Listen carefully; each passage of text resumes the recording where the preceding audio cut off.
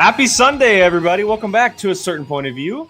It is a Sunday evening. The whole crew is back, and we are here to talk a whole lot of Schmoedown and have a good time doing it.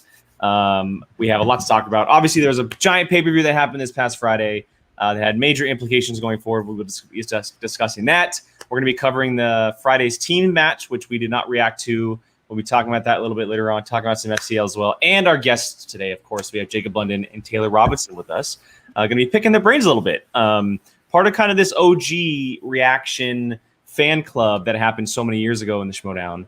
And we're going to be able to talk to them a little bit. But before we get to that, crew, how's everybody doing? Molly, you good? Everything good? I'm alive. I survived my birthday. Another year down the hole. It would look like it was quite fun. Yeah, it was really fun. We, all of our friends are fully vaccinated now, so we had people over at the house. It was very strange at first, but then it was like nothing ever happened, and we were all just having fun. The weather was great, and I'm surprised I still have my voice.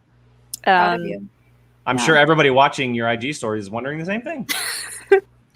Alex is a lot more hoarse than I was this morning, but yeah, a lot of karaoke was sang, a lot of drinking was had, and it was good times. Zach was there. I was gonna say I saw Zach. I thought my voice is gone. I saw Zach rocking out in those videos. He was definitely going hard. He was going hard in the paint. Just the one video was. I think I commented on one of Molly's Insta stories. I went, "Yeah, Zach." We don't hold back. I was quite fond of the Agatha All Along.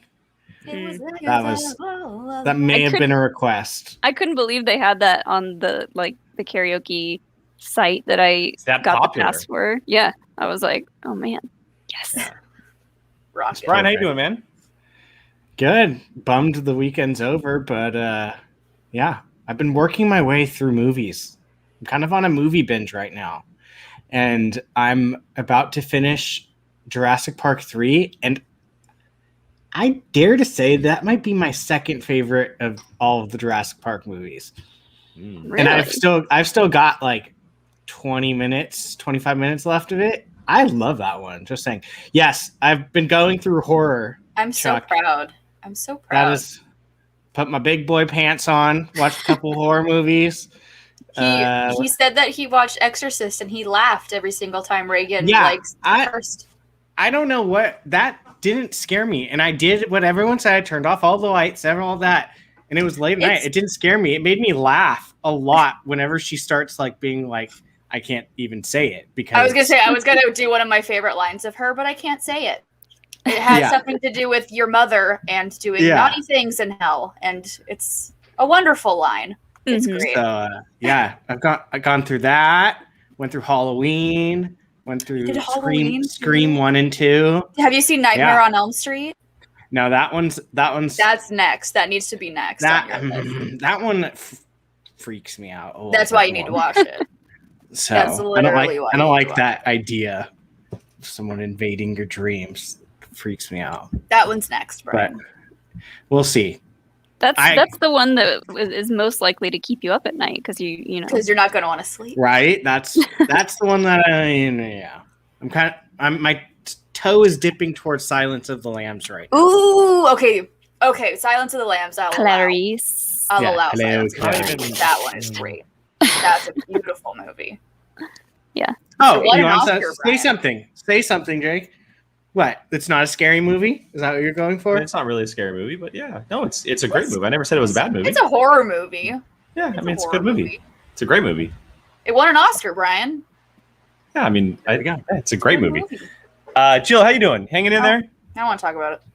Okay, let's move on. Okay, so let's start the show, everybody. Look at my Twitter. Before we bring on our guests, we're going to quickly react to Friday's cutscene that was at the end of the match. The four of us have not seen it, and we've heard great things about it.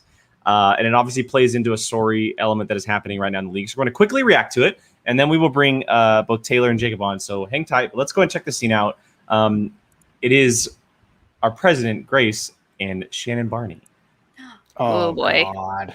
Oh boy.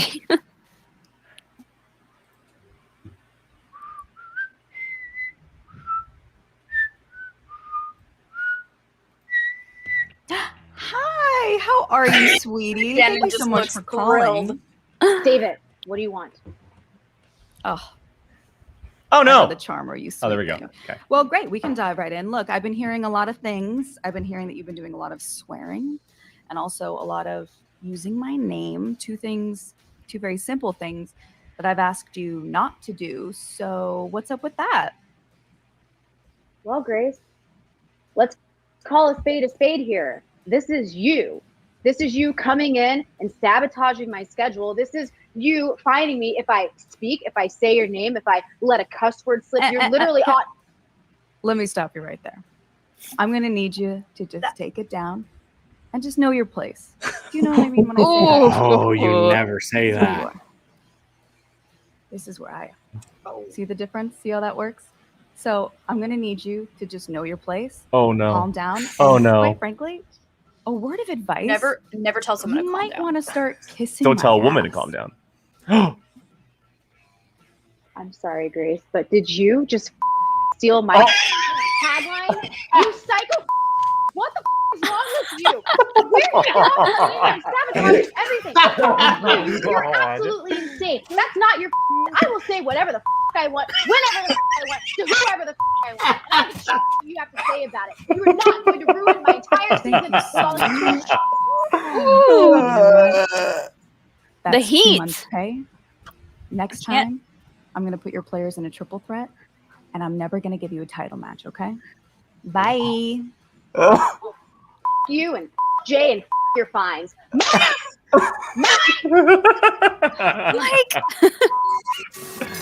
Alrighty. Whoa. Well. Where's the the real- edited by Nerd Chronic shirt? Like, Wow. where is it? She literally Wow. just turned into the little anger emotion guy from what is it, Inside Out? Oh, yeah. Yeah. Anger. His name's Anger. His name's Yeah, Anger. yeah. There you go. Oh my Who's god. the real? Let's just take a moment. Who's the real loser of that situation? Mike. Poor Mike. Mike. Poor Mike.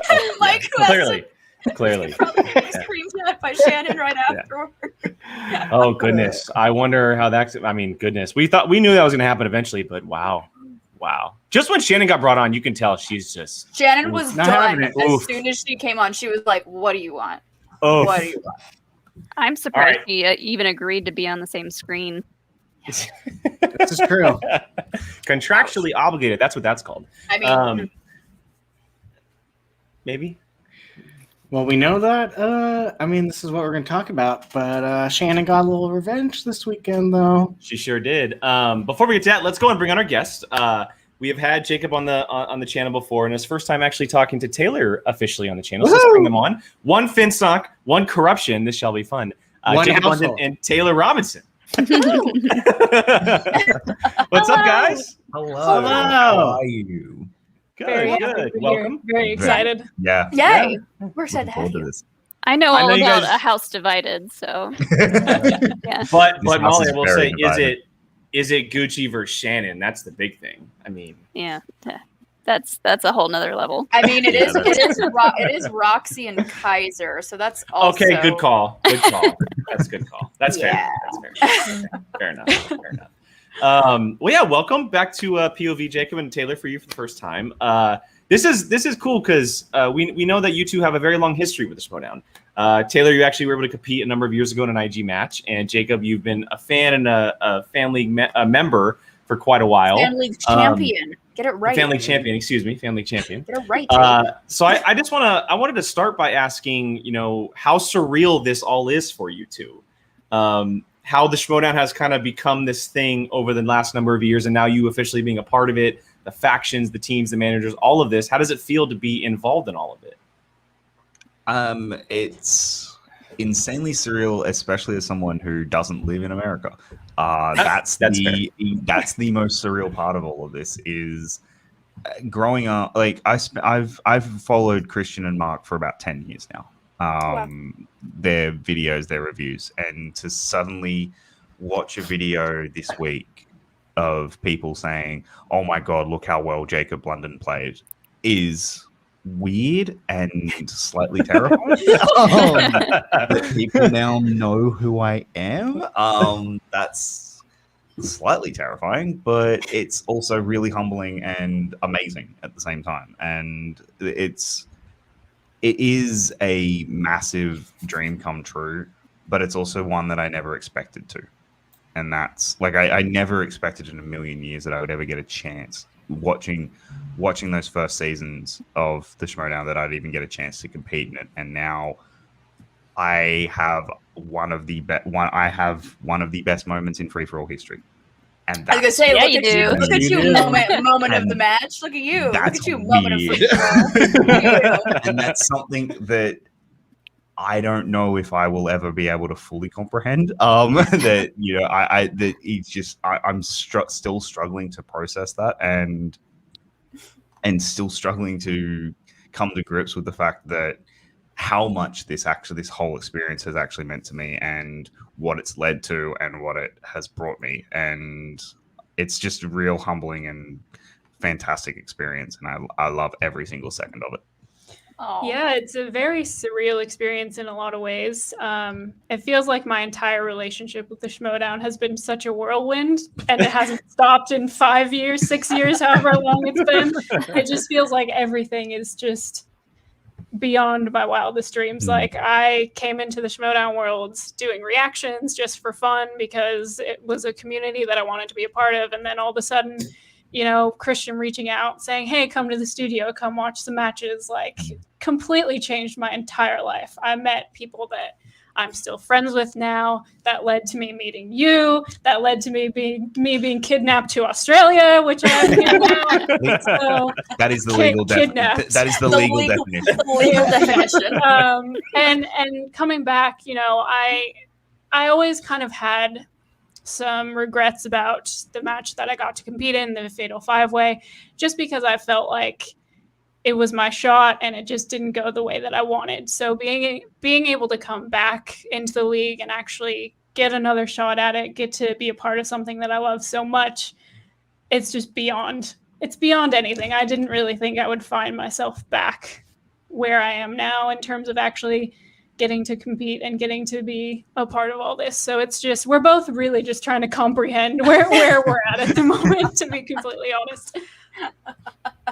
I love that though, and it's cool. Like, I love when, like, all these, we have so many like Schmoedown couples, that are actually in these factions, and I like Molly and Alex and Jacob and Taylor, and it's great that I love that you guys are on different factions. It makes it so much fun. Like although I will say, when both of you got drafted, your reaction video with Jacob was freaking adorable. I will say that was super cute.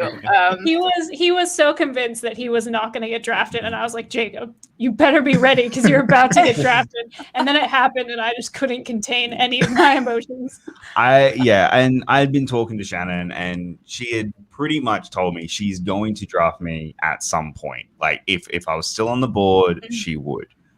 But it was still just one of those. Yeah, but there's so much better than there were other better rookies than me, and there's people who were better than me still on the board when she drafted me, and I was like, I didn't believe it at first. Like, it just took a bit to be like, holy crap, she actually did it, and I'm forever thankful and so lucky that Shannon was the one who drafted me, because she is the best manager ever, and this whole faction has taught me and helped me grow so much. It's just incredible. Like, I don't know what I'd do without Adam or Marisol or Mike or Chance or Sean or James or Mark or any of them in the faction. They are all absolutely incredible. And when we get on our study sessions and work our ass off together, and it's just a lot of fun and great work together. And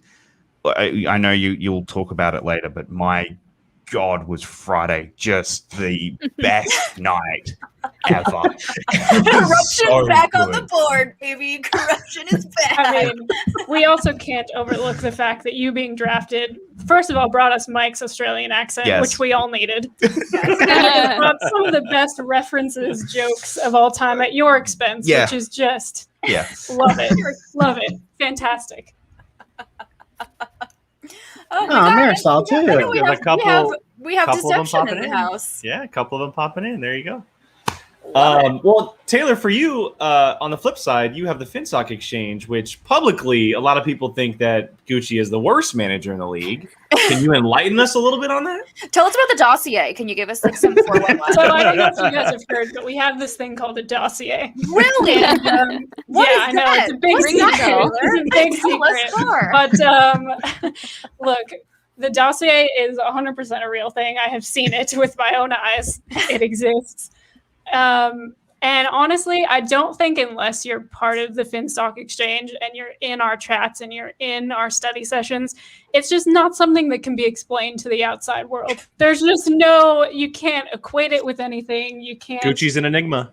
It's a very interesting group to be a part of because you have so many rookies that are really hungry to be a part of the league, that want to prove themselves, that want to do well, that put so much work into studying. And then on top of that, you have Barbarian and you have JTE and you have Roka, who are all there helping to shape the faction and help everyone out. But it's also this big chat full of so many characters that it's That's just true. the Don't energy say in it. that chat is just so much all the time. It's just a party. It's just a party. I can imagine. Jake, I want if to you be a don't fly put- on the wall in that. I have Jake, a very if you important don't question. if you I don't have a put very that important stuff on question, the- and this is from Mr. Brian Ward himself.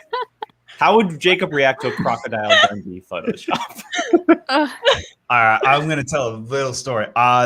Whenever we were originally, back in the days of Take 3, which is 4 years ago, which I Woo. cannot believe.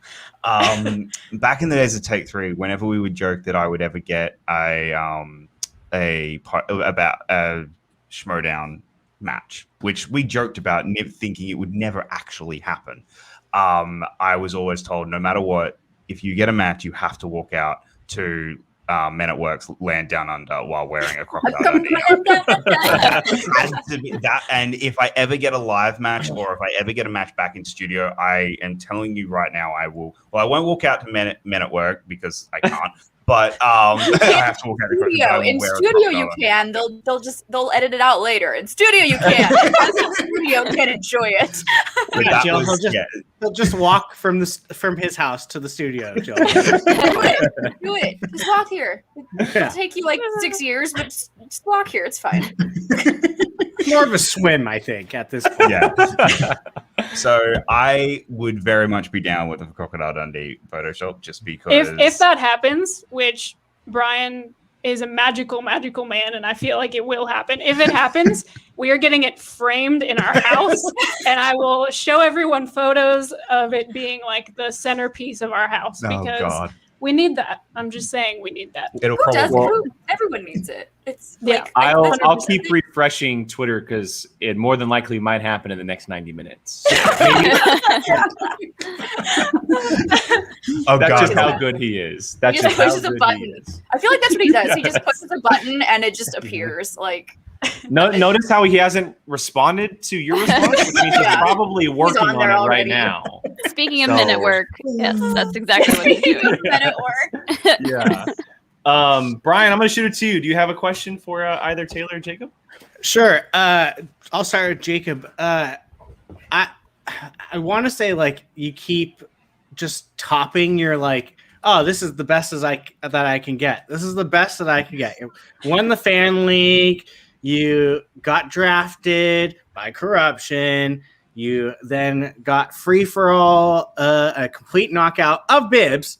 Well, hold on. Since it got brought up, I have this on the back burner. What? There you go. There we go. There it is. I love Griffin. Like, I'm so Griffin's sorry, face. Griffin Newman, but I love his face in that screenshot so much. It's like So good. sad, super excited. Well, so here's the thing. Okay, I've already told this story, but I didn't know the answer. Like I was, it was an educated guess, but I didn't know that it was 1988. So like I knew it was either 87, 88, or 89. So when he said, and with and then when they went through, because they never actually said with me that I had it correct. They just went, Mark was just like, oh, and then they said, and with that, Liz Shannon Miller And then as soon as he said Griffin Newman, that's when I realized, oh crap, I've just eliminated them. Not not, oh, we're going to sudden death. Like, that's what I thought. That's what I actually thought we were about to do. That's why Mark was reacting the way he did. I thought, oh, we're about to have the first sudden death of Free For All, instead of, no, I just eliminated everyone without meaning to. Oops. Was there a little bit of extra joy taking out Jacoby with that whole entire? So it was so much. Just that, so sitting in the waiting room, I didn't none of us knew anyone's numbers, so I didn't know that Jacoby was going to be in it. I assumed he would because of how he played in my match, but I didn't realize he would be literally number 17 or number 16 or something. Like, he'd be in there when I was going to be in there. So as soon as I saw him come in, I was like, okay, I have a goal. Literally just survive him. That was it. Like, that was out survive Jacoby. I didn't care about anything else. I just wanted to survive Jacoby. I do not want to lose to him again. And that was, so he was like, yeah, I cleared the table, but I think we're forgetting that I knocked out Jacoby. That's the important part. And that was the thing that got me, like, that I was most excited about. It wasn't Bibbs. Everyone's going, oh my god, you knocked Bibbs out. I know, but I knocked Jacoby out. that was the thing I was most excited about. That's good there. That's good. I Absolutely love fair. that sweet taste of revenge. There's nothing sweeter. We saw Ben Goddard's face when he took out JTE with him. Exactly. It's the same thing. It had the same exact situation that happened. It clearly was a total revenge fest for multiple players, so it worked out well. Yeah. Molly, I'll go to you next. So this is for both of you.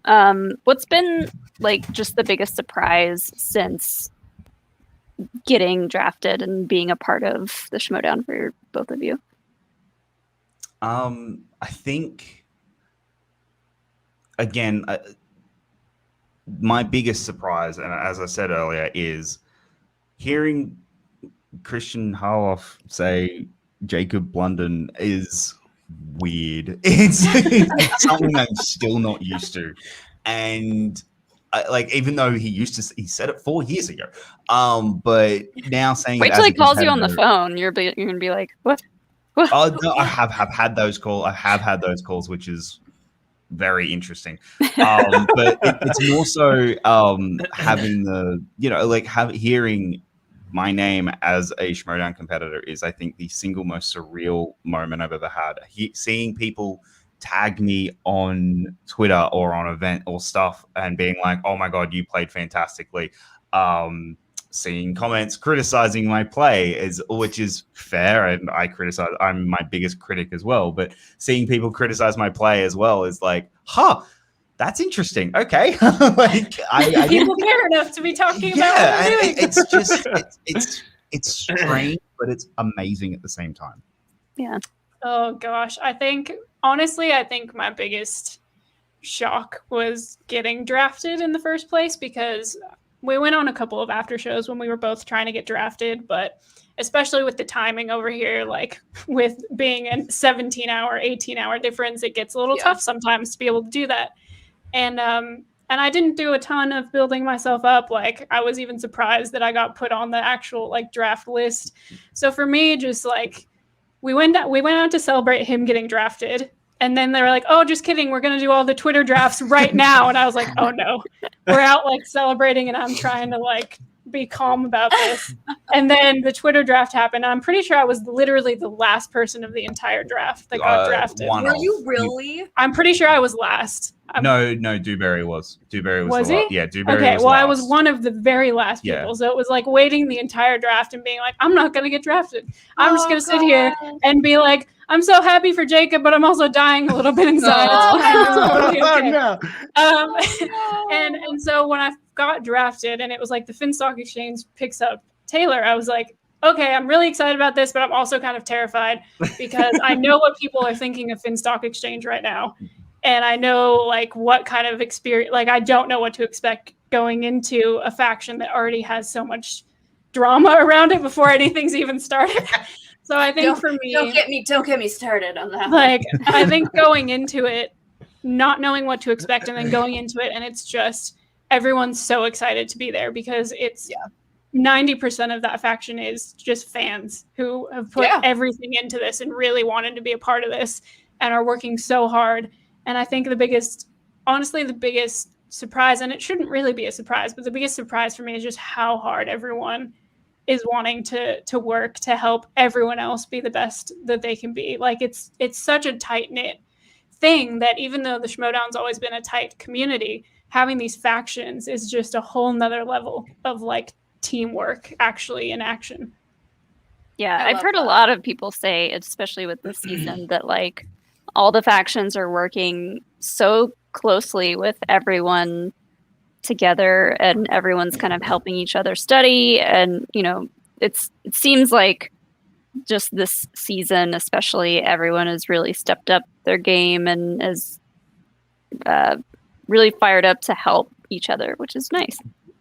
I mean, that was my one thing when I was trying to sell myself on the after shows before the draft was I want a manager and I want a team that is going to help me develop as a player and help me study and help me become a better player, because I know I have a lot of weaknesses and a lot of holes in my game.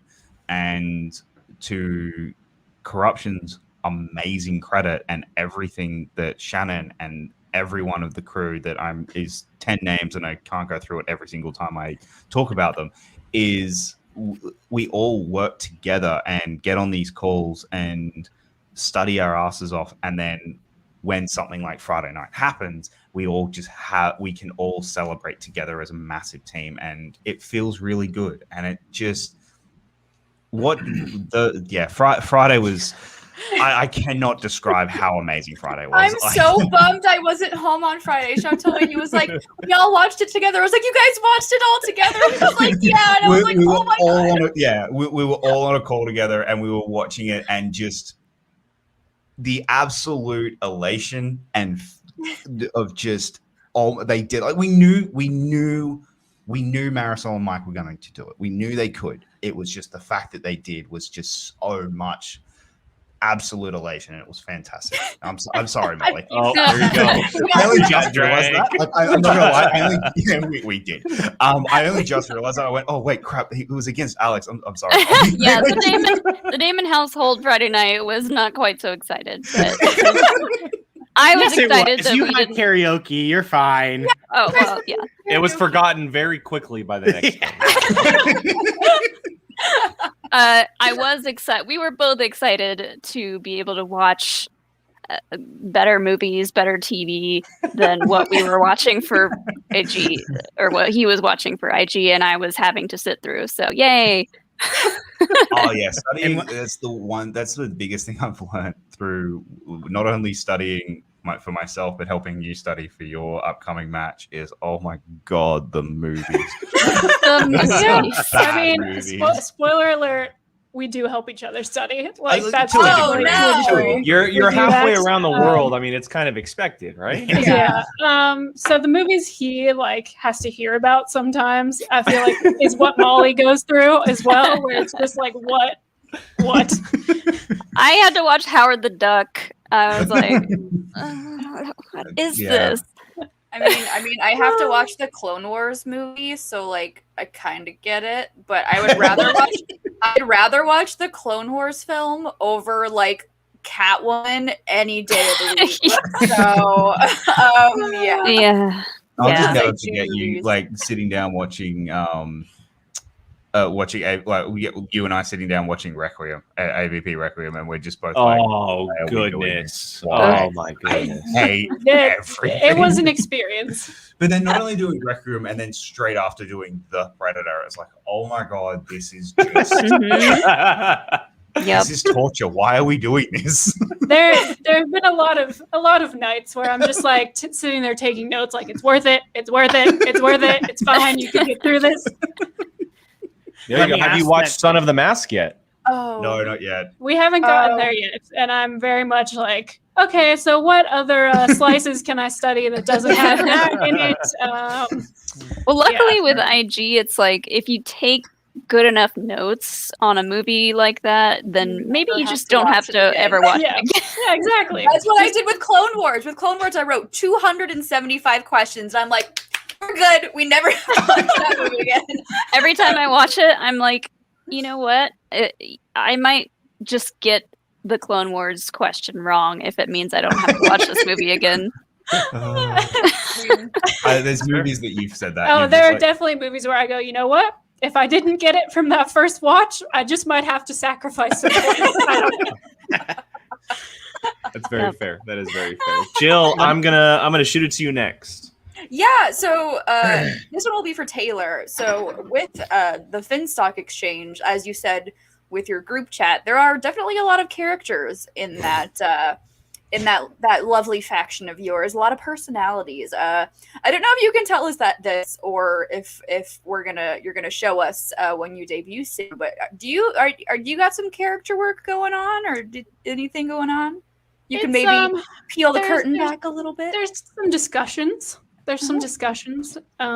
It's definitely something that we've talked about. It's something that we talked about even before I got drafted, just kind of as a discussion.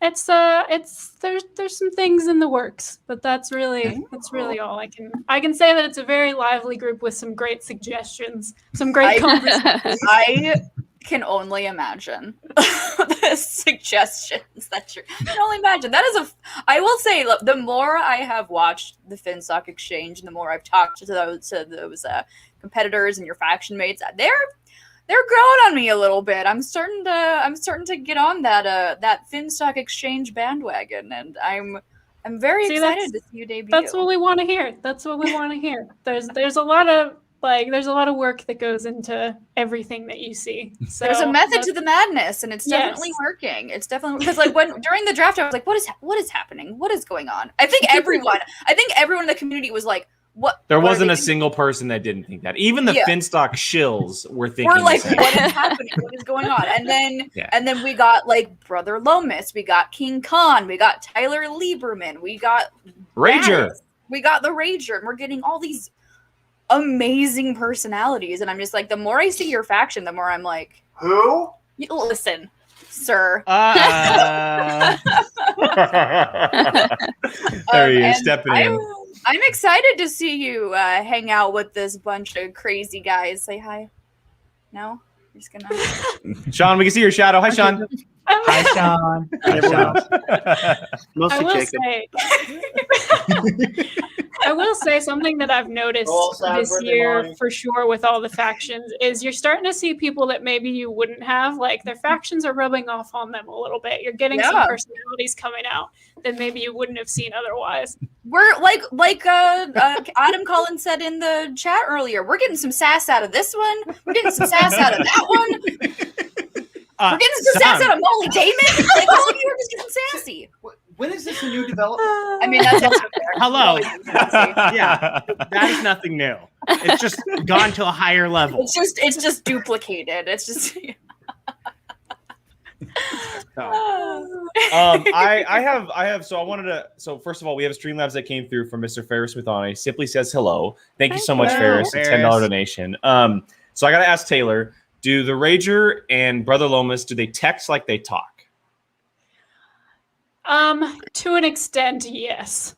Okay. I would say. I'm very curious if they do or not. So, I mean, yes, I would encourage anyone who hasn't seen it to have a look in the Facebook group or on Lomas's Twitter, and you'll get all the information you need to know there about the things that he contributes and how that goes. It's very there's just such a mixture of things happening in that group chat, and I kind of wish that it was almost like a Patreon tier where you could get a glimpse into the chats that we're having. I would sign up so fast. I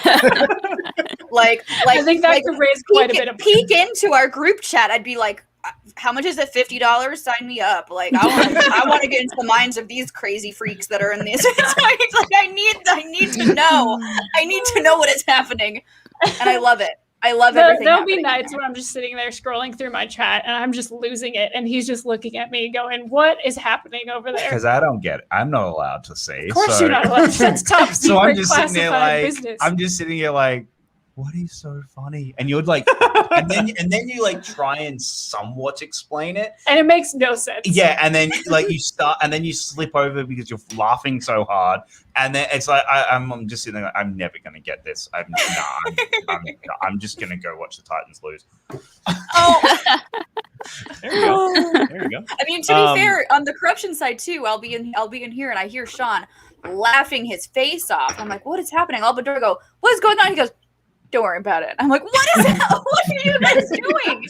Oh yeah, our calls get very interesting, which are great, and they're fantastic. I definitely think that's like, it's just something that you couldn't have expected, is just how much these groups start to mean to you, like being a part of a faction and how much time you spend together. And I think that's been one of the biggest things that has just kind of, it just completely yanks you back into this world. If you weren't fully in it, you're fully in it now because you're hanging out with these people all the time.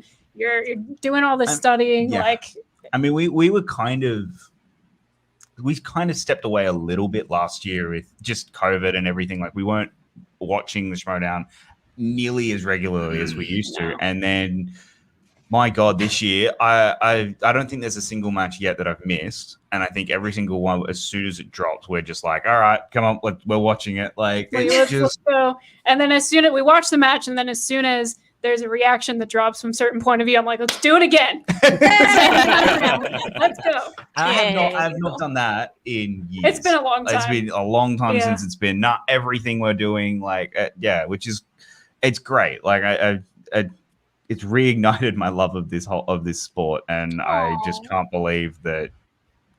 Yeah, I know. It's crazy. Yeah, it's been crazy. It's crazy stuff. Is it so? Oh, go ahead, Brian. Go ahead. I was just gonna say, in a way, is it kind of feel like you guys are, even though in a completely different country, that you're all kind of like still together, like around everyone, even though you're thousands of miles away, just for the amount of time. Yeah, it makes me miss everyone even more.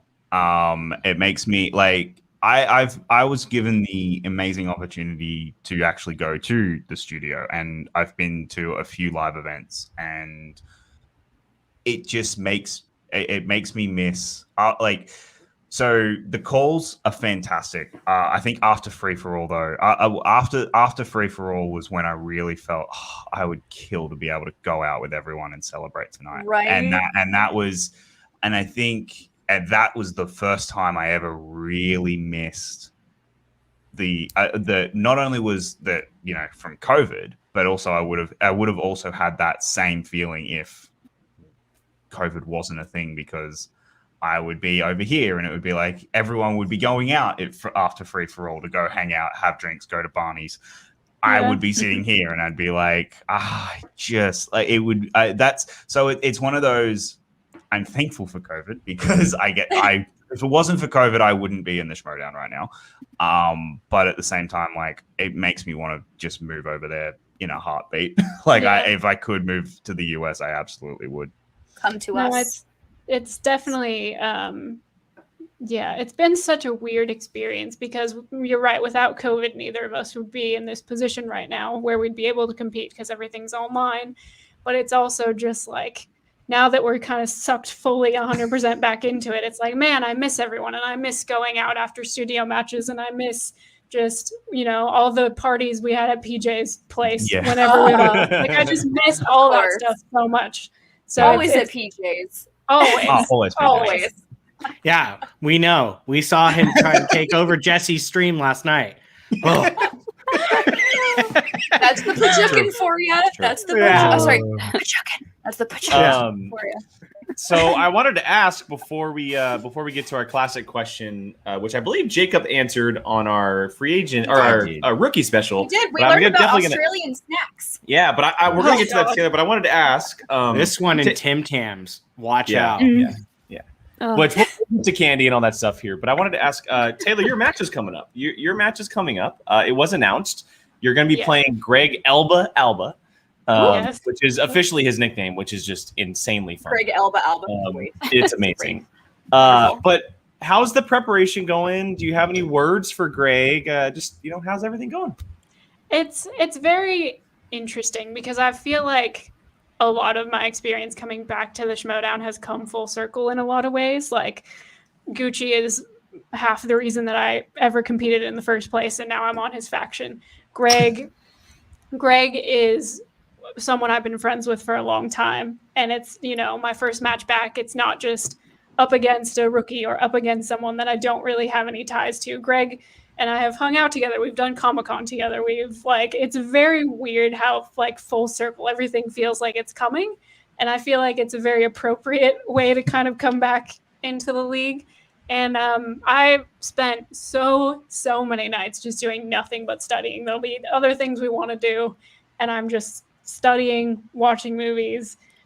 That's where all my free time has gone. Everyone who's been follows me on Twitter is like, do you do anything besides watch movies these days? No. The answer is I do not. So just to give context, we recently moved. Taylor did about, I think, you packed 3 boxes in the end because you were studying everything, and I had to do all of it because my match had been done. I'd done my match, but so I was like, okay, well, I'm doing everything else while you're studying, just so that you can study and get everything done, and I'll pack and I'll do all of that. So, but I will say, I'm very, very excited to face Greg. I think that the energy of that match is just going to be complete chaos. Knowing how he is as a competitor, knowing that it's the Finstock Exchange and Gucci is going to be there.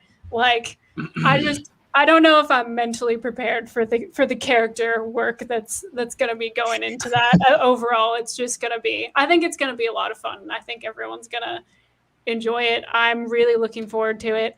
I really don't have anything to say to Greg other than you better be ready. It's just, I don't think either of us are ready for what's about to happen. So I'm excited. I'm really, really excited. I think it's going to be a fun time. Yeah, I think it's going to be one of those matches where we obviously get some of the serious ones, but it's going to be, you can tell it's just going to be one of the back and forth matches where two people who've known each other for a long time are just playing movie trivia. And Greg is always someone fun to play against. We've seen it multiple times. Even Mike had a good time playing against him, which is hard to do sometimes with him. So, really, really looking forward to that one. Before we get to our POV question, anybody else have anything for Jacob and Taylor? Just that I'm excited that you're here, and I'm excited to see more of you.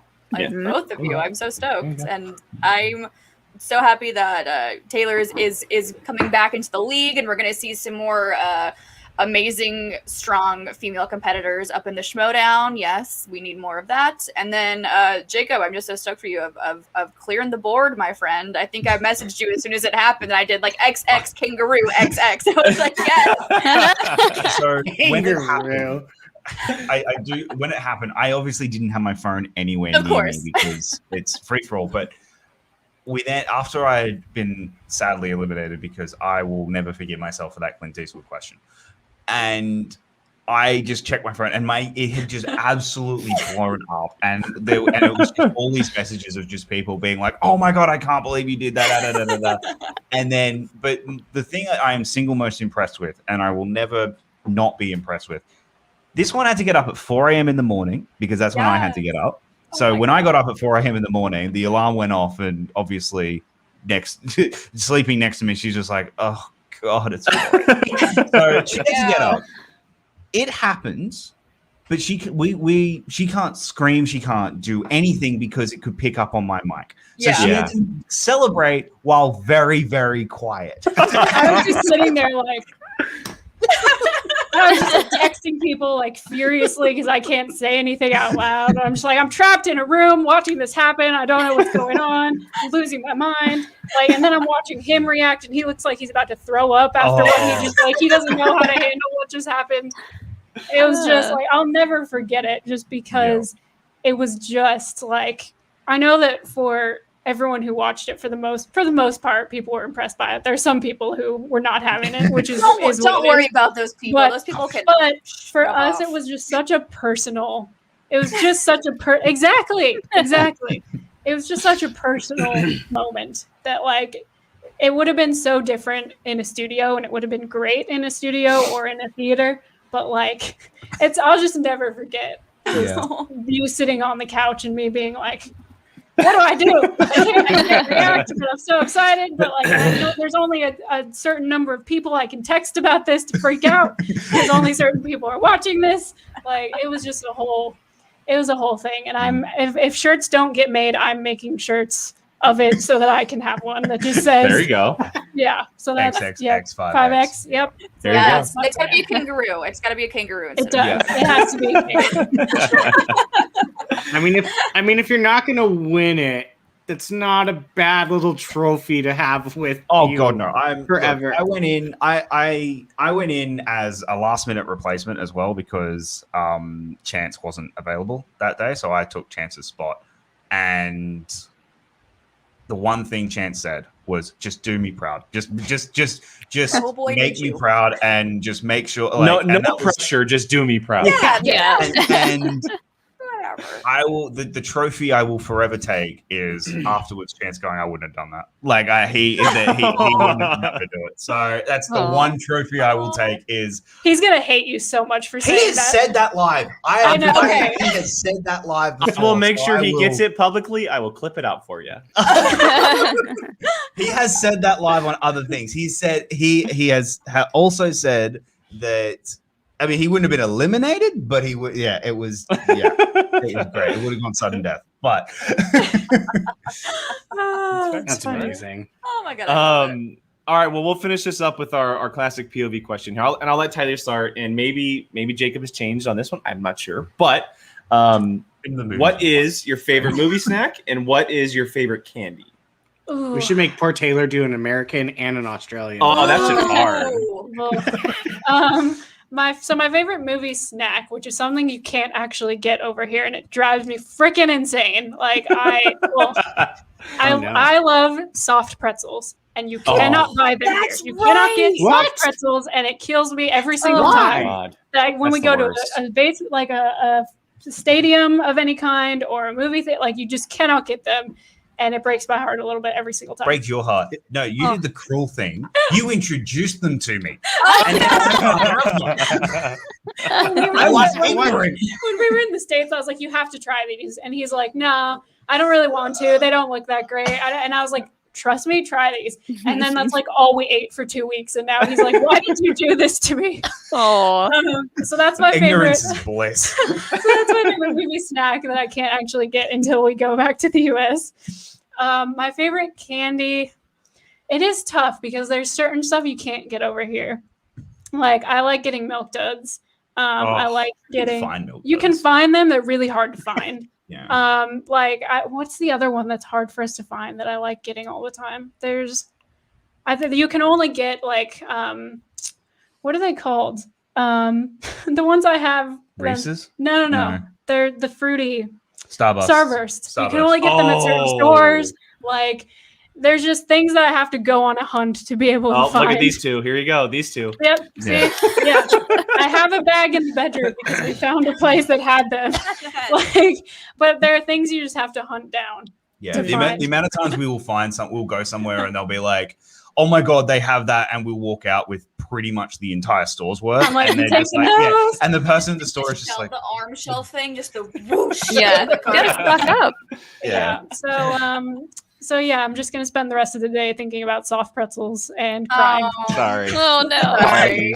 I am so perplexed. Why can't you get soft pretzels? It's you know what? It's even hard to find like bagels here that aren't trash. So like it's a whole thing. It's a whole thing. I don't know what's going on. Taylor came here with the promise of it being a good and open country, which I mean, I love Australia. But then she's gone, oh my God, the food. The food here is And like I'll go back over to the US and I'll be like, oh my God, the food. Oh God, ignorance is bliss. Yeah, it is. Like, It really oh is. man, and we talk about it all the time. Like everything closes here at like 5 p.m. And it's a whole thing. It's a public holiday today and everything's closed. I can't fix this, which was going to be my job today. But because everything's closed because it's a public holiday. So that's fun. So my But, day. but you know what? We're here, and it's a great day because we're on a certain point of view. Here we Hang go. out, everybody. Let's make it a positive. Molly, Oh, you here you and go. Here you go.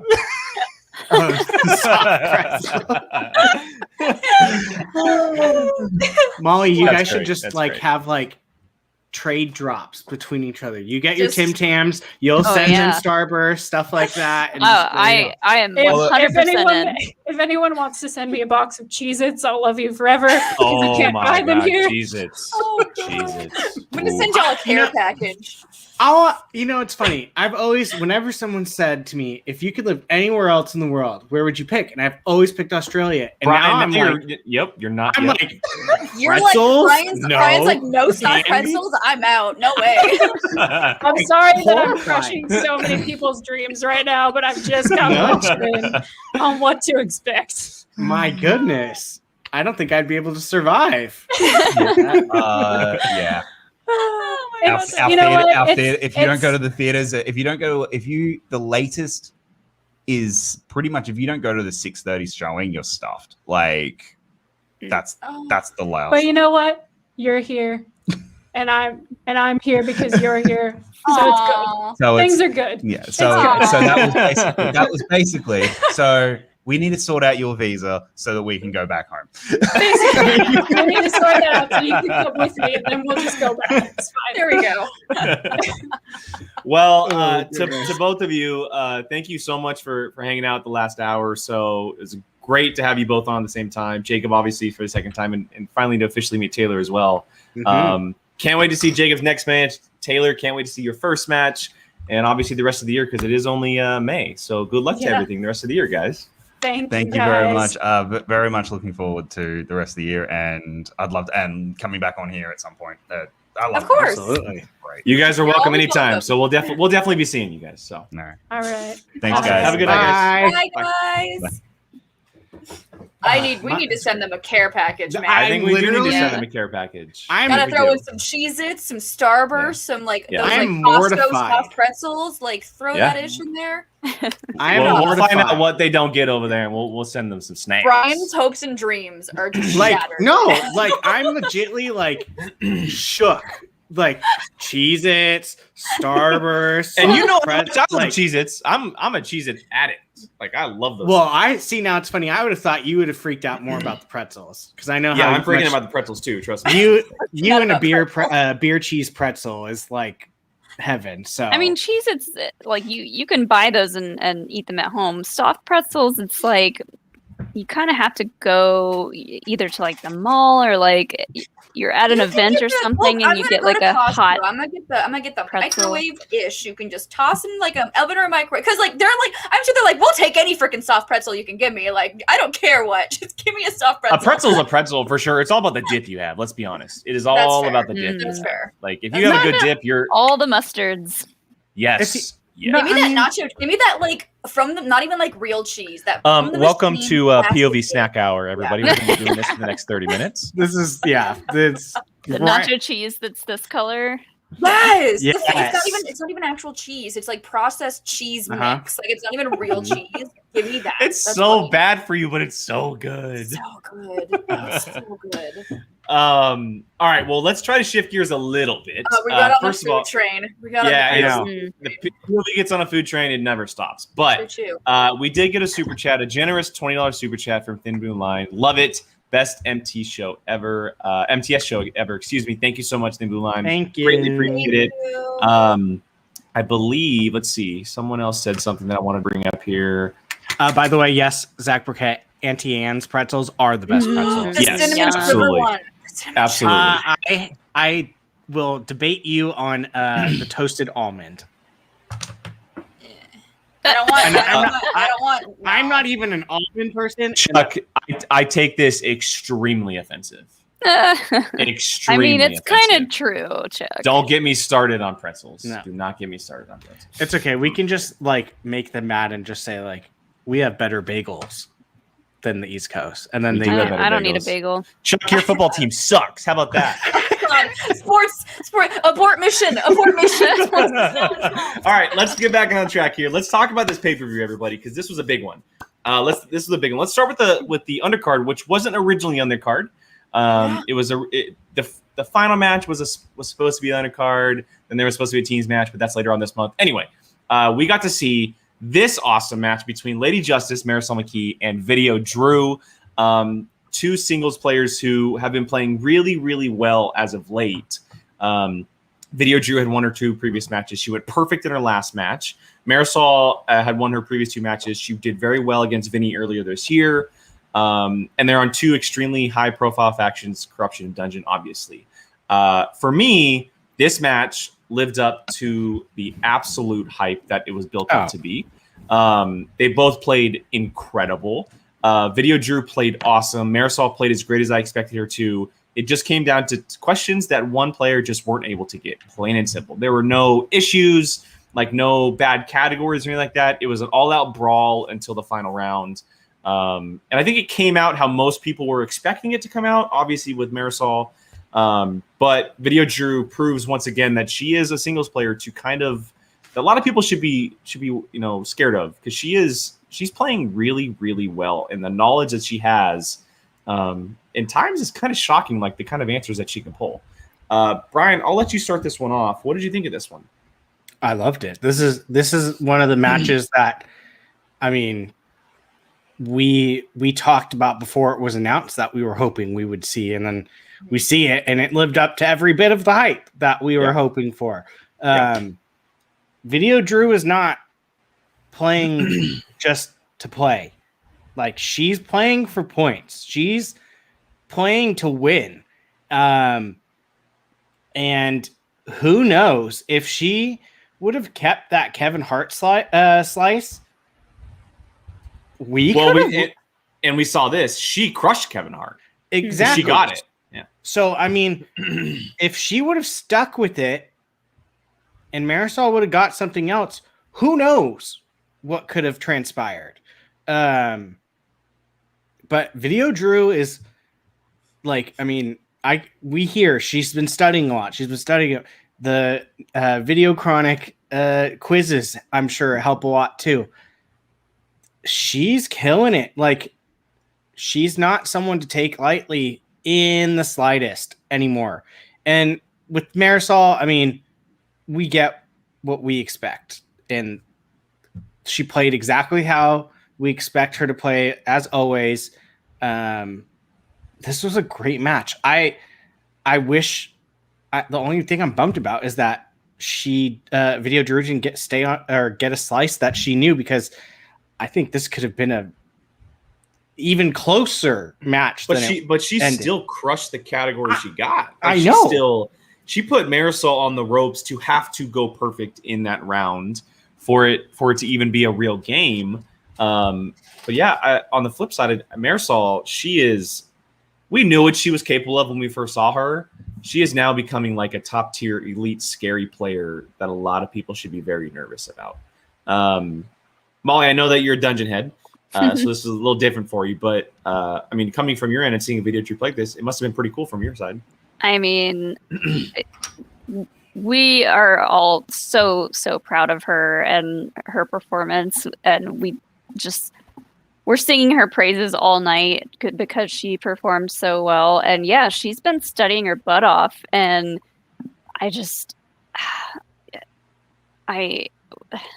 she killed it. And I mean, Marisol played great too. I was kind of rooting for everyone that night. It was weird. I mean, obviously I wanted certain people to win, but corruption, no bias whatsoever. And corruption, they can have their night. It's fine. But yeah, we were just so proud of how she played, and someone in the chat said it. She was so chill. Yeah. And just like, I don't know how to be that chill. Yeah. In a match. And she was like, yeah, chill, confident. If she didn't know something, she was just like, oh, okay. Like, she's such a role model for, I think, everyone as a player to just play the game. Like you said, no drama, no complaining, super chill. Yeah. And she just got a couple of hard unlucky questions there towards the end. But yeah, it was a great match. On the questions about the final round, real quick, I love that, and we see this with a lot of players, but I love that video, Drew. When she hears a question, you can tell right away, like, oh, I'm not gonna know that, but she still like kind of like goes through the process. Yeah. She doesn't like she wears everything on her sleeve, is what I'm trying to say, and it's really cool to see because there's very few people in this league that do that. And I will also say I love the fact that in the first round she goes, "Look at my shoes." The next question she goes, "They're Star Wars," and then puts her foot back down. It was really like that's such a video Drew thing to do. And then she said, "Did you see? Yeah. There's Star Wars?" Yeah. And let us not forget, they both went perfect in the first round. Absolutely. Like, That's not easy to do this year, especially for pay-per-view. No. It's not easy to do for pay-per-view this year. They're putting because as we found out, this match was for a number one contender shot. To play Kevin Smith at Collision, a number one contender shot for a number one contender shot. Yeah. To play Janine for a number one contender shot. Excuse me. But still, that's a big deal for players who haven't had a whole lot of singles matches, and they show that they can hang. Jill, what'd you think of this one?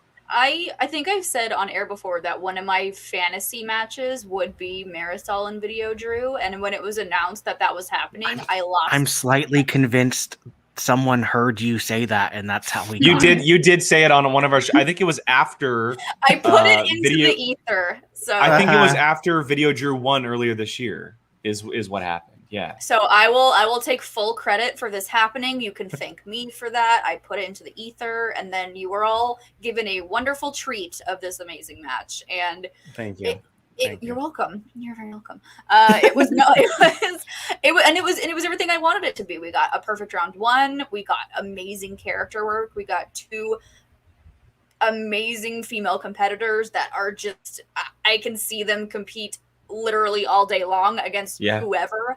And it was just an all-around fun match. Am I happy Corruption won and Marisol took the W? Of course I am. Am I upset? Would I have been like upset if Video Drew had won? I love Video Drew. So like this was just a complete treat for me, and they both absolutely freaking killed it. And I think we could really see both of them at some point being in Video Drew. I could easily see being a number one contender match at any point in time. There's a possibility that Marisol will be in one very soon, and I want them to be in another match again. Like, can we just These are one of those matches that you want, but then you can't choose who you want to win. Yeah, it's one of those like I said, and I think I've said that with a bunch of matches before, where it's like, you know who's the real winner? The audience, like, because like you root for everybody in it, and like I said, Absolutely. I'm stoked for Marisol and I'm stoked for Corruption because boy did we need those points. But it was, oh my gosh, that's such a fun. And I also really love Drew's theme song. Like, it's definitely perfect. Like her little creepy ballerina thing.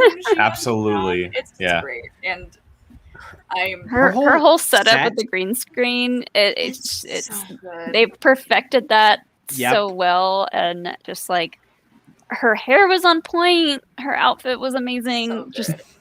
She is a whole entire vibe, and I am here for it. Brian definitely texted She's me. a vibe. She's a vibe. Brian definitely messaged me and said, "Jill, do you want a Corruption shirt like Marisol has?" And I'm like, doesn't everybody want a Corruption shirt like with that, like the one shoulder, like super cute? Like give me that Lady Justice headband piece. Like I'll wear that. I'll wear that outside. Oh, like, that's a good idea. Just you know have Corruption written or just Lady Corruption. Justice. Like a dojo headband. Yes, but over your eyeballs for sun protection, or to and another with Marisol winning. However, this is another positive note towards Shannon making that trade to get Marisol because look at if she beats Janine and then keeps going, it just makes Shannon's choice look better and better. Yep. So. Yeah, I think that was always going to pay off at some point. It was just kind of a matter of when, not if. Yeah, Marisol's amazing. That was the most brilliant trade. Like, exactly, and it's very exciting. I don't know. I think the next time we'll probably see Video Drew will more than likely be the singles tournament. But leading into that, I'm very excited to see them both in the singles tournament. when that does come, just because Video Drew, she looks like someone that a lot of people, they can't skate by her. They're going to have to really study and figure out, because she has very obscure positive things that she likes that are like unlike anything that people usually like. She needs to be on a team. I can't wait to see her in horror.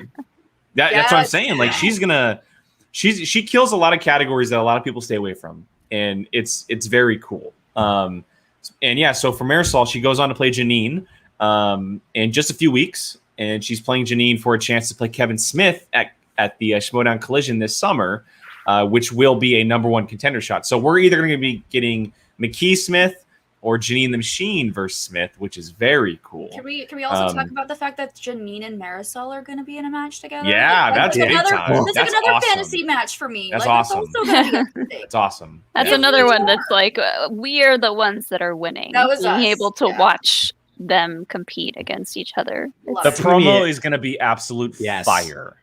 That's going to be a very intense match. And yeah, well, and we'll talk about it, but that's the undercard of the IG title match. So woo!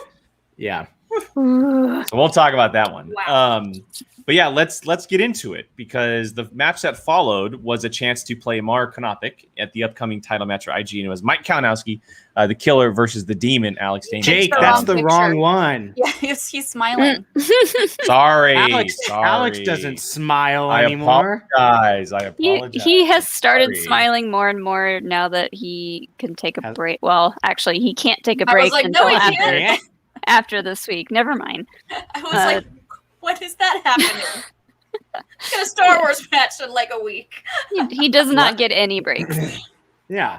But yeah, so look, this was a very highly touted match. Alex has looked great in IG. He's been killing it. He was 4-1 going into this match. He just recently beat the Barbarian.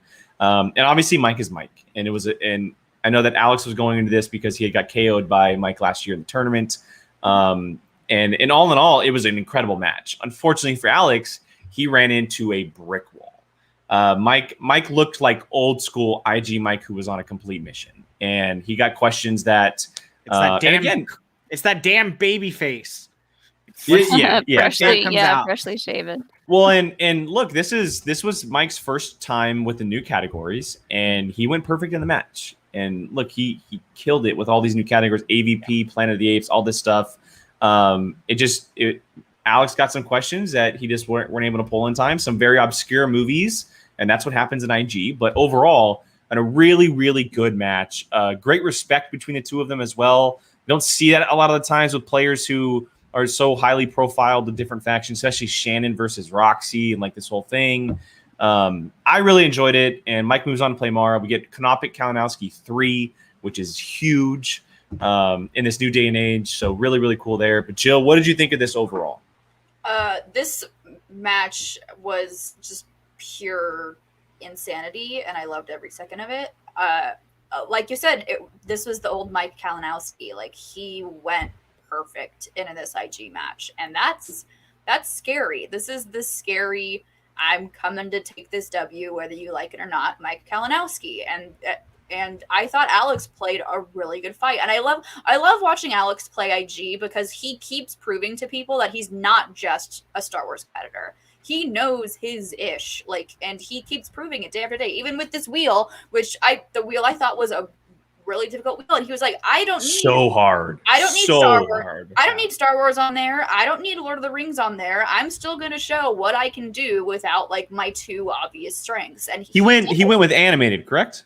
Yes. It was animated. Yes, he did. With it. Yep. Which animated is not an easy slice, by any means. And I love that Alex is an IG, but like you said, Jake, he just happened to run into the perfect game of a play that Mike Kalinowski pulled that day. And kudos to Mike, but again, kudos to Alex for just continuing to prove that he's not one to just, oh, you're the Star Wars champion, former Star Wars champion,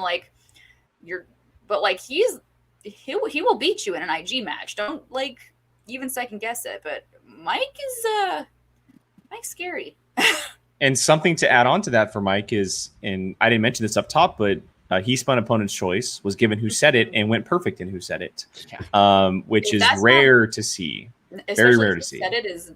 I think the bane of everyone's existence is when they land on who said it. It's a mixed bag category. Yes, it's Yeah. quotes, but it's a mixed bag. It comes from everything, and he went perfect. And it didn't seem like a breeze, but it didn't seem difficult for him. And that's where that whole old school, dedicated, driven Mike Kalinowski comes into play. Mm-hmm. Brian, is this? Do you think Mike has a legit shot at taking down Mara Konopik in a few weeks? I mean, I don't see why not. When you play, I mean, I know Molly's gonna shake her head because she's Dungeon Head, but that's why I wanted to ask Brian. I mean, ask like the Poland or whatever. Ask the unbiased one. We have a Switzerland. corruption and a Switzerland, dungeon. thank you. yeah. I mean, to say no is just dumb. Like, I mean, there's always a shot to win. If you've played to the point where you have a title shot, there's a reason you're there. He's held that belt many of times. So again, it's a reason he should be there. Mara is strong as hell, but so is he. So, like, honestly, the way he played last night, I have no freaking clue who I'm picking when that match comes. No clue. I'm literally right in the middle of my Mara, Mike. There's like, they both seem almost like unstoppable at this point. And you said it earlier, Mike played like a brick wall. There was nothing that was going to get by him that night. And it proved it. I mean, who survives opponent's choice and wins? Not a very often thing. And to go perfect in it. Again, not something that's happens very often. So I have no freaking clue. That literally I just might have to flip a coin on that one. Because I have no. We don't have to make predictions for a few weeks. I just wanted to. No, I know, but I'm just saying, like, that it's one of the most even championship matches you're gonna see. It's two old school players in a new version of the league, which makes it very exciting. And this is also a great point here. And I know he's Canada Roxy Ryko says DC better be on the wheel. I don't know if it will be. If Friday's match proved anything, and we mentioned it, Alex, and I know that strengths are a big thing, but there was no Middle Earth, there was no Star Wars, there weren't really things that he was like, bing, like kind of like through it. And I know DC was on the wheel for Mike, but they don't get to pick. And it's so far, the writers have shown we're not afraid to give someone not a single strength of theirs. We're going to throw whatever we want on there, and they're going to have to maneuver their way through it, which is very cool. Yeah. Molly, what'd you think of this one? Oh man, I was fully expecting you to go, Mara's gonna kick his ass. Like that. I was waiting for it. No, okay, I'll take my dungeon hat off for a second. Alex, I'm so proud of how Alex played. He, at the start of the year, he started studying IG very seriously, and it kind of just never stopped. And so when I saw that wheel come up and I saw the categories, I was like, wow, like a lot of them were the new slices, and there weren't any like solid strengths for him or Mike really on the wheel. It was just like, well, we'll see how this goes. And I feel like Alex most of the questions he got were kind of the opposite of what he would consider his IG strengths to be, and he still avoided a KO and a TKO. And he played his best, and I feel like when Mike got who said it, he did end up getting that plus the bonus question he got. He did end up getting a couple of DC questions. Yeah. Alex gets one Star Wars question in animated, which I take what you can get. But yeah, no Lord of the Rings, no Star Trek, just like question after question of like deep cuts from a lot of the new stuff. His 5-pointer, I Frankenstein, I don't even know that either of us has seen that movie. He just like pulled that from nowhere. I don't know how he does it with the 5-pointers. He's just crazy good at that nonsense. He hears it once when he's like 12 years old, and it just stays in his brain. Like, yeah, I don't know what it and is. you know, not to pull back the curtain too much, but like you said about the respect, you know, that they talked a little bit afterwards and was like, hey man, they were like, great game, this was so much fun. They do have a lot of respect for each other, and they just like playing this game. They like movie trivia, and it was so much fun to watch. As for the future, Alex doesn't get much of a break until he has to play for the Star Wars belt again, but I'm sure we'll talk about that. Mm-hmm. And Mike versus Mara? I mean, it's a no-brainer. Mike versus Mara 3. 3. Yeah. 3, which is just and they haven't played in over 2 years. Which, you know, here's the Mara, thing about Mike versus Mara. Mike, I feel like gets get your fans ready. I was gonna say, where's the fan? View crew, get them ready. Get them ready. There it is. Mike gets very easily flustered, I think, and Shannon has to kind of like try to calm him down, which is really cute because it's not happening. Like once something gets into Mike's head, it's just there, and it's going to be there for the rest of the game. Mara is unshakable.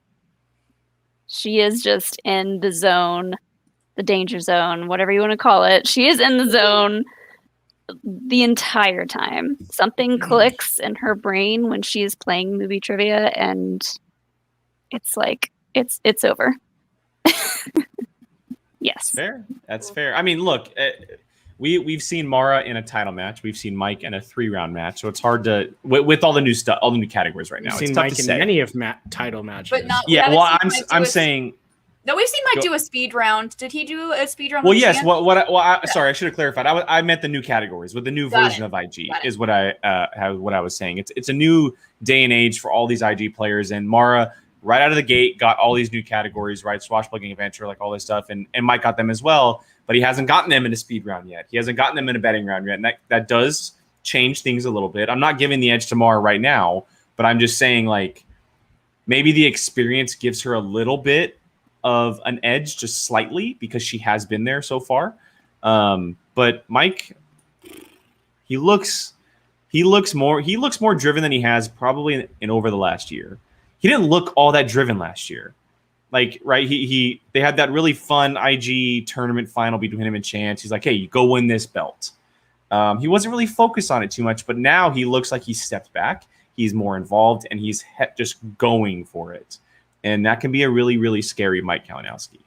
Either way, it's going to be a lot of fun. Mara versus Mike is always a good time, and I have no doubt that a third time, and it's a rubber match between the two of them. It's a rubber match, and that always plays a big part in it. So, all right, let's wrap that up, and let's get to, before we move on to the teams match from Friday, we're going to cover FCL quickly here. From last week's matches to this week's matches, which this week's matches should be really fun. And excuse the graphic I have because it actually isn't correct. So the first match we got was Corrigan versus Shimo. And then the second match we got was supposed to be Jindoin versus Olsen, but it was actually Shimo versus Olsen. So very interesting part here for the FCL. But all in all, very cool that they're able to do this. That's the whole thing with the FCLs, that they're able to make moves like this. I know Corrigan, out of the 4 of them, has played before. She was part of Screen Queens with Haley Fouch, I believe. Correct. I want to say Haley Fouch. Mhm. And then we got to see Sunny finally. We were able to talk to Sunny earlier this year. Molly, I'll go right back to you on this one. What did you think of this whole FCL that happened on Tuesday? I love all the FCL matches, and not just because it makes me feel better about myself and my knowledge of regular movie trivia, but everyone that has competed in FCL so far, I love, and it it feels like OG Schmoedown, like the early days of Schmoedown, and they are so good. Like it's scary, but I loved seeing these matches, and I loved the drama of like someone cut the power to his house, and it was like, what is happening? Like, this guy's playing twice in a row. What? Like, I want to know more about what happened then. Well, just as Leo says, he possessed his voodoo powers to be 1-1 on the day. So, yeah, crazy. But so entertaining. I'm loving all the FCL stuff. Cannot wait for what is coming this week with Star Wars. But I thought both of these matches were great, and the character work is phenomenal. Yeah, a lot of interesting things happened. I really enjoyed watching Kaylin Kurgan play, so especially because she used all her JTEs like by question 5, and she somehow won the match. I mean, like, that's like awesome. But yeah, I thought it was really fun. Very interesting with the whole Shima playing twice thing. But again, that's what you can do in the FCL. So, Jill, what'd you think of this?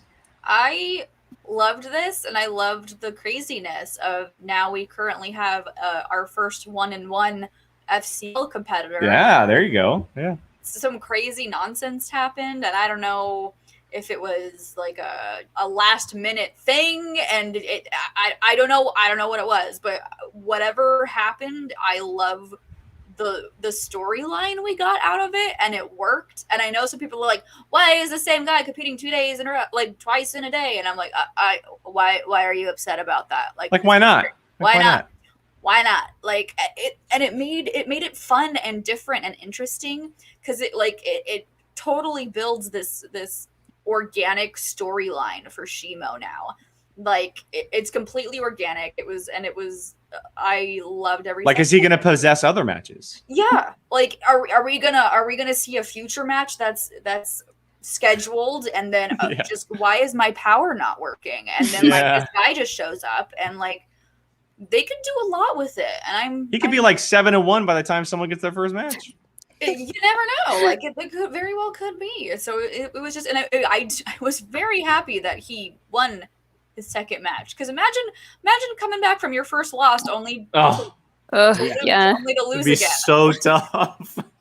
That'd be so hard. That'd be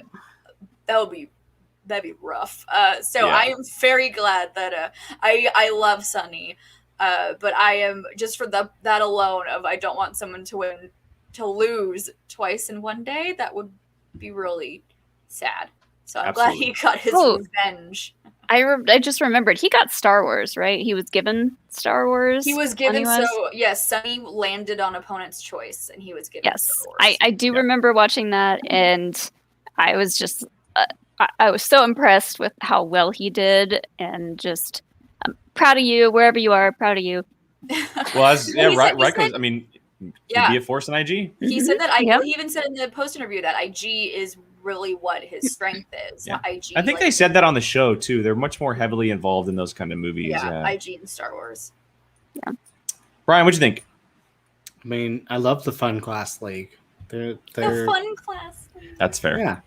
Yeah. I mean, it's a great time every single time you watch it. It's just funny to me. We've heard so many players on both ends say, like, immediately after they lose their first match, they're like, all right, I'm ready for my next one.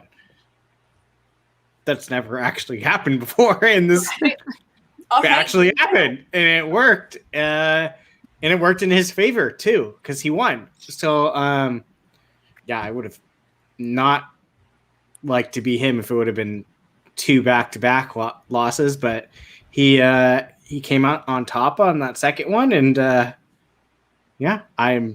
I'm just ready for Tuesday. Well, let's talk about it. I'll bring the graphic up. So we're getting our first official Star Wars matches in the FCL on May the 4th. 2 matches back-to-back, and we have Reifenberg versus Gertler, the former Schmoedown player, Adam Gertler, up against Ross versus Reed.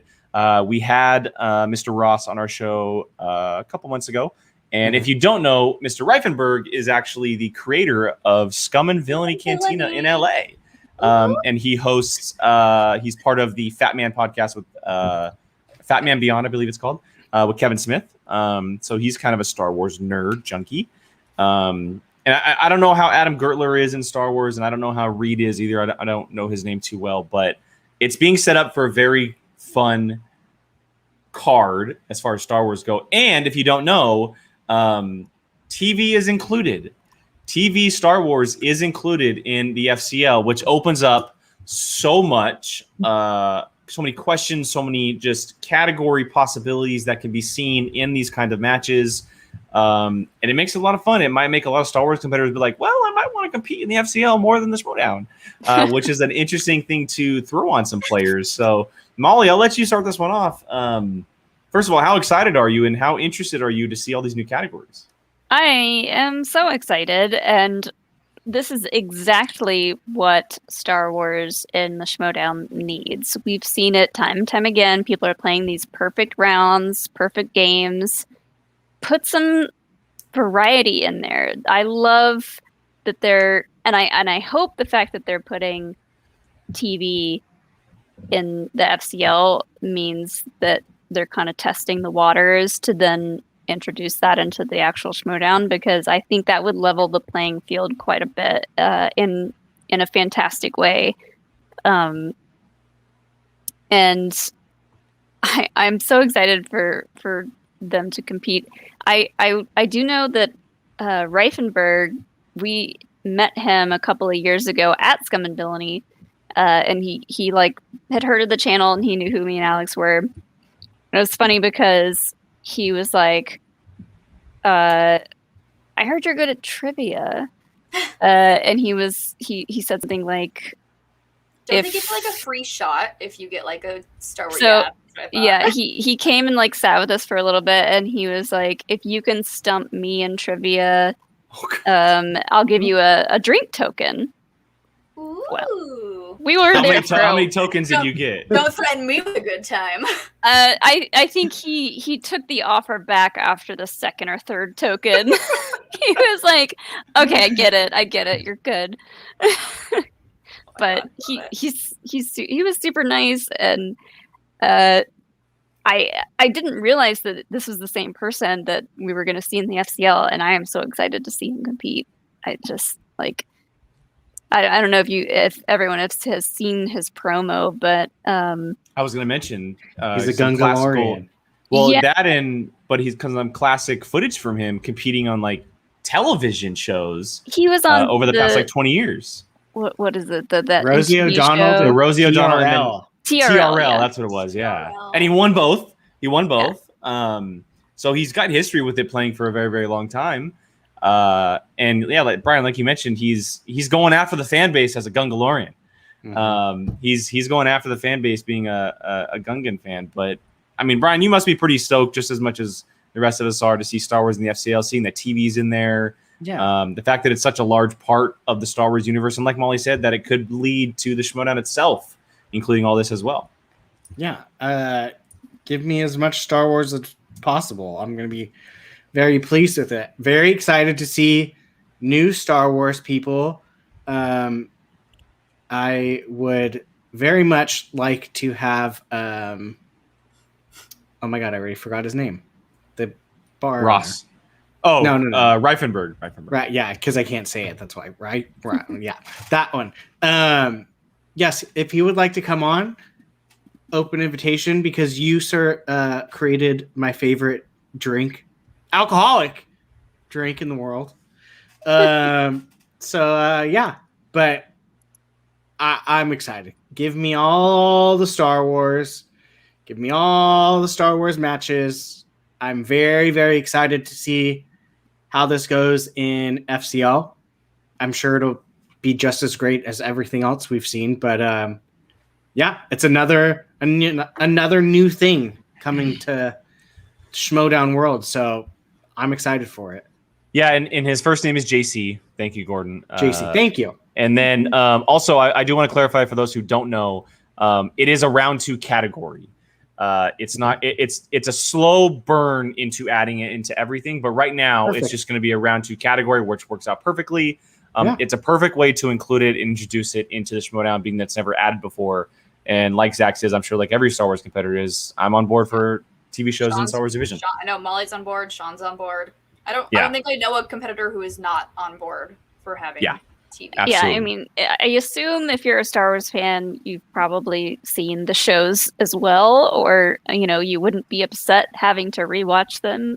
Absolutely. Oh no, I have to watch Rebels again. Oh no. You have to watch Mandalorian again? Oh, don't pull my arm. I have to watch the Ahsoka and Darth Maul lightsaber fight again. Oh, absolutely. Man. Like I can watch that thing Jill, 6 times a day. Jill, you're heavily involved in the Star Wars craziness in the Schmoedown. What do you think of all this? If I will say that Scum and Villainy holds a kind of a sad place in my heart, because Sean and I were supposed to go for the first time with a fan favorite Adam Witt, literally the weekend of the shutdown. Oh no! So we have yet to experience Scum and Villainy, but if Reifenberg does not film his match from within Scum and Villainy, I might need to file a complaint. For real. Because that would just like step up your game. I'm literally in the cantina. Like that would just be amazing. But no, I agree with everyone else here. Like the more Star Wars in everyone's life, the better. And we're getting Star Wars in the FCL, as like we said. I believe Molly said. I'm excited to see more Star Wars competitors, some new faces, some newbies, some new Star Wars questions. Give me those TV slices. I'm very intrigued to see how it goes, comparing it to the literal monster that is the Schmoedown Star Wars League. But oh boy, am I excited. It is his legal name. It's his legal name. He legally changed it. Scum and Villainy is open on May 4th. But I have to drive to LA on like a Tuesday, so don't really want to. I will say to Snake Jazz's comment about adding TV to beat Dimwanta, it's not even in the same league at this point, so I don't think that has. It has nothing to do with beating Dimwanta. Yeah, it has nothing to do with it. Because Dimwanta is also on board with. Dimwanta's seen every episode of every Star Wars. It has nothing to do with that. Just as much as anyone else. Yeah. Yeah. So I mean, and this, I'm pretty sure this was announced before the belt was even exchanged. I think, So. Yeah. All right, let's head into something else in Schmoedown. We're gonna wrap things up here in the next 15 minutes or so. We're gonna cover Friday's match, and then we're gonna make predictions for this week, because this week is absolutely insane. Before we get to that, let's talk about Friday's teams match. We got to see the first appearance of Rushmore. We got to see John Roca and JTE face off against the press room of Josh Horowitz and Perry Nemiroff. And Rushmore looks, for lack of a better term, legit. They look really, really good. JTE has played great in 2 matches so far. He went perfect in this match. I think he is pretty much shutting up everybody who has said, oh, yeah, JT doesn't have it anymore. I'll be honest, he carried Roca in this match. He flat out carried Roca in this match. The win is solely on him. And they get a TKO in a great fashion. Look, Perry didn't have her best day. Josh Horowitz looked really, really good. He looks like someone who could be around for a long time. But I think it went how it was expected to, right? Roca and JT are supposed to win, and they won, and they showed everybody that they're able to do this. Jill, I'll let you start this one off. What did you think of this match? JTE is once again proving why he is one of the greatest teams champions of all time. He's scary. JTE is scary. Ring rust, what's that? I don't know what that is, and neither does JTE. Yeah, we don't know her. We don't know her. We don't know her. Ring rust, we don't know her. JT me, I also like a lot. I love that little JT me thing that he does. But no, Horowitz, his name. Yeah, Horowitz. Yeah, he's great. He did really, really, really great for his first Schmoedown experience. I thought he did really well. When him and Perry were talking about the Into the Spider-Verse question with Chris Pine, and he said Chris Pine, they're like, oh, I don't know. I was literally screaming at my TV screen going, it's Chris Pine! Just say it! I was going crazy. But I'm sad that we don't get to see Perry more in the teams tournament because I love Perry so much. But Mount Rushmore is gonna be one to watch, especially if JTE keeps chewing bubblegum and taking names or whatever that freaking saying is. But he's scary. He's definitely scary. And to all of you saying that, oh, JT didn't carry Roka, that's fine. I said what I said. I'm saying that because JT went perfect. And yes, he's going to take lead in his category in round 2. And then he answered the majority of category questions in round 3. So to me, he carried Roka. Like a lot of the win came down to him. Of course, they're a team. But guess what? JT answered most of the questions. I said what I said. Leave it at that. Who cares? Like, That's okay. whatever. Some people just make comments just to spark controversy. Yeah, like whatever. Like who cares? Jesus. Good Lord. Brian, what about People you? are so angry in the chat sometimes. I loved this match So negative. because it just shows that I drafted so smart in by getting Listen. JTE when I did. You And realize you auto drafted JTE? You realize that, right? I just let it happen because I was just like, these fools. They're just gonna let me have JTE. Okay, fine. But I will say this. It's what I expected out of Rushmore when you put those two on a team. Just like I would expect They're supposed Dan to and win. Dan and Bateman to do the exact same thing. I expect great things from those two. Super team. Wasn't disappointed in the slightest with Roka or JT. They looked fantastic. Best they've played. Well, I don't want to say best they've played all year, but they've looked fantastic. Where I was most impressed was with Josh. Yeah. I was like, wow, this is a guy's first time.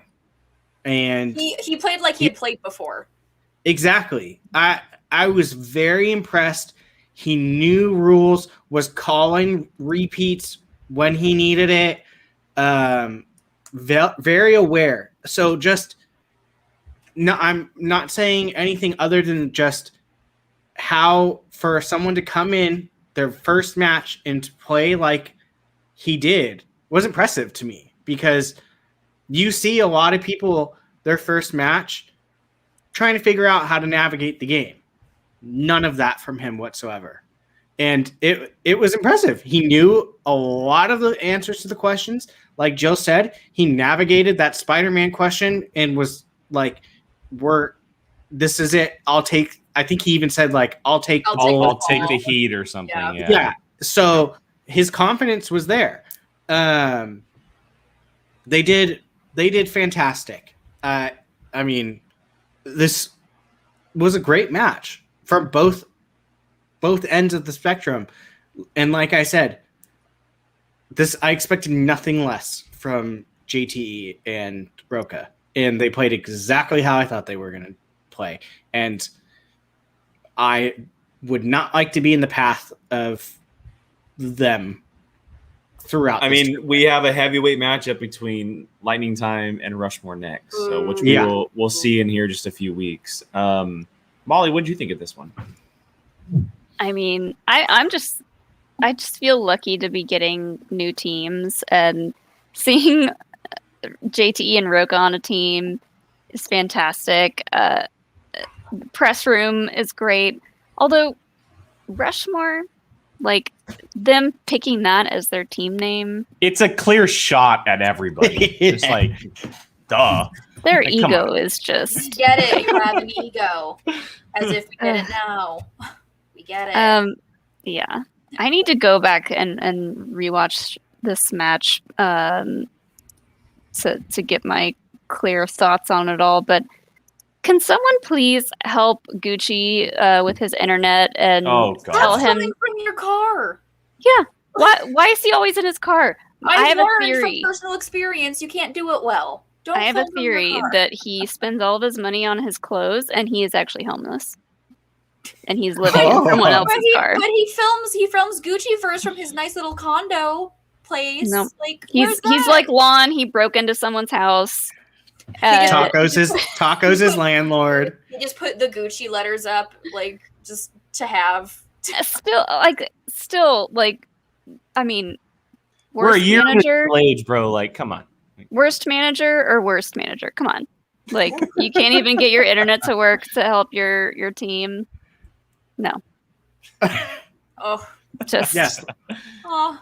Well, speaking of Mr. Zach Burkett, let's get to some matches for this week, everybody. That's right. We have this week might be the most stacked week we've had yet in this season.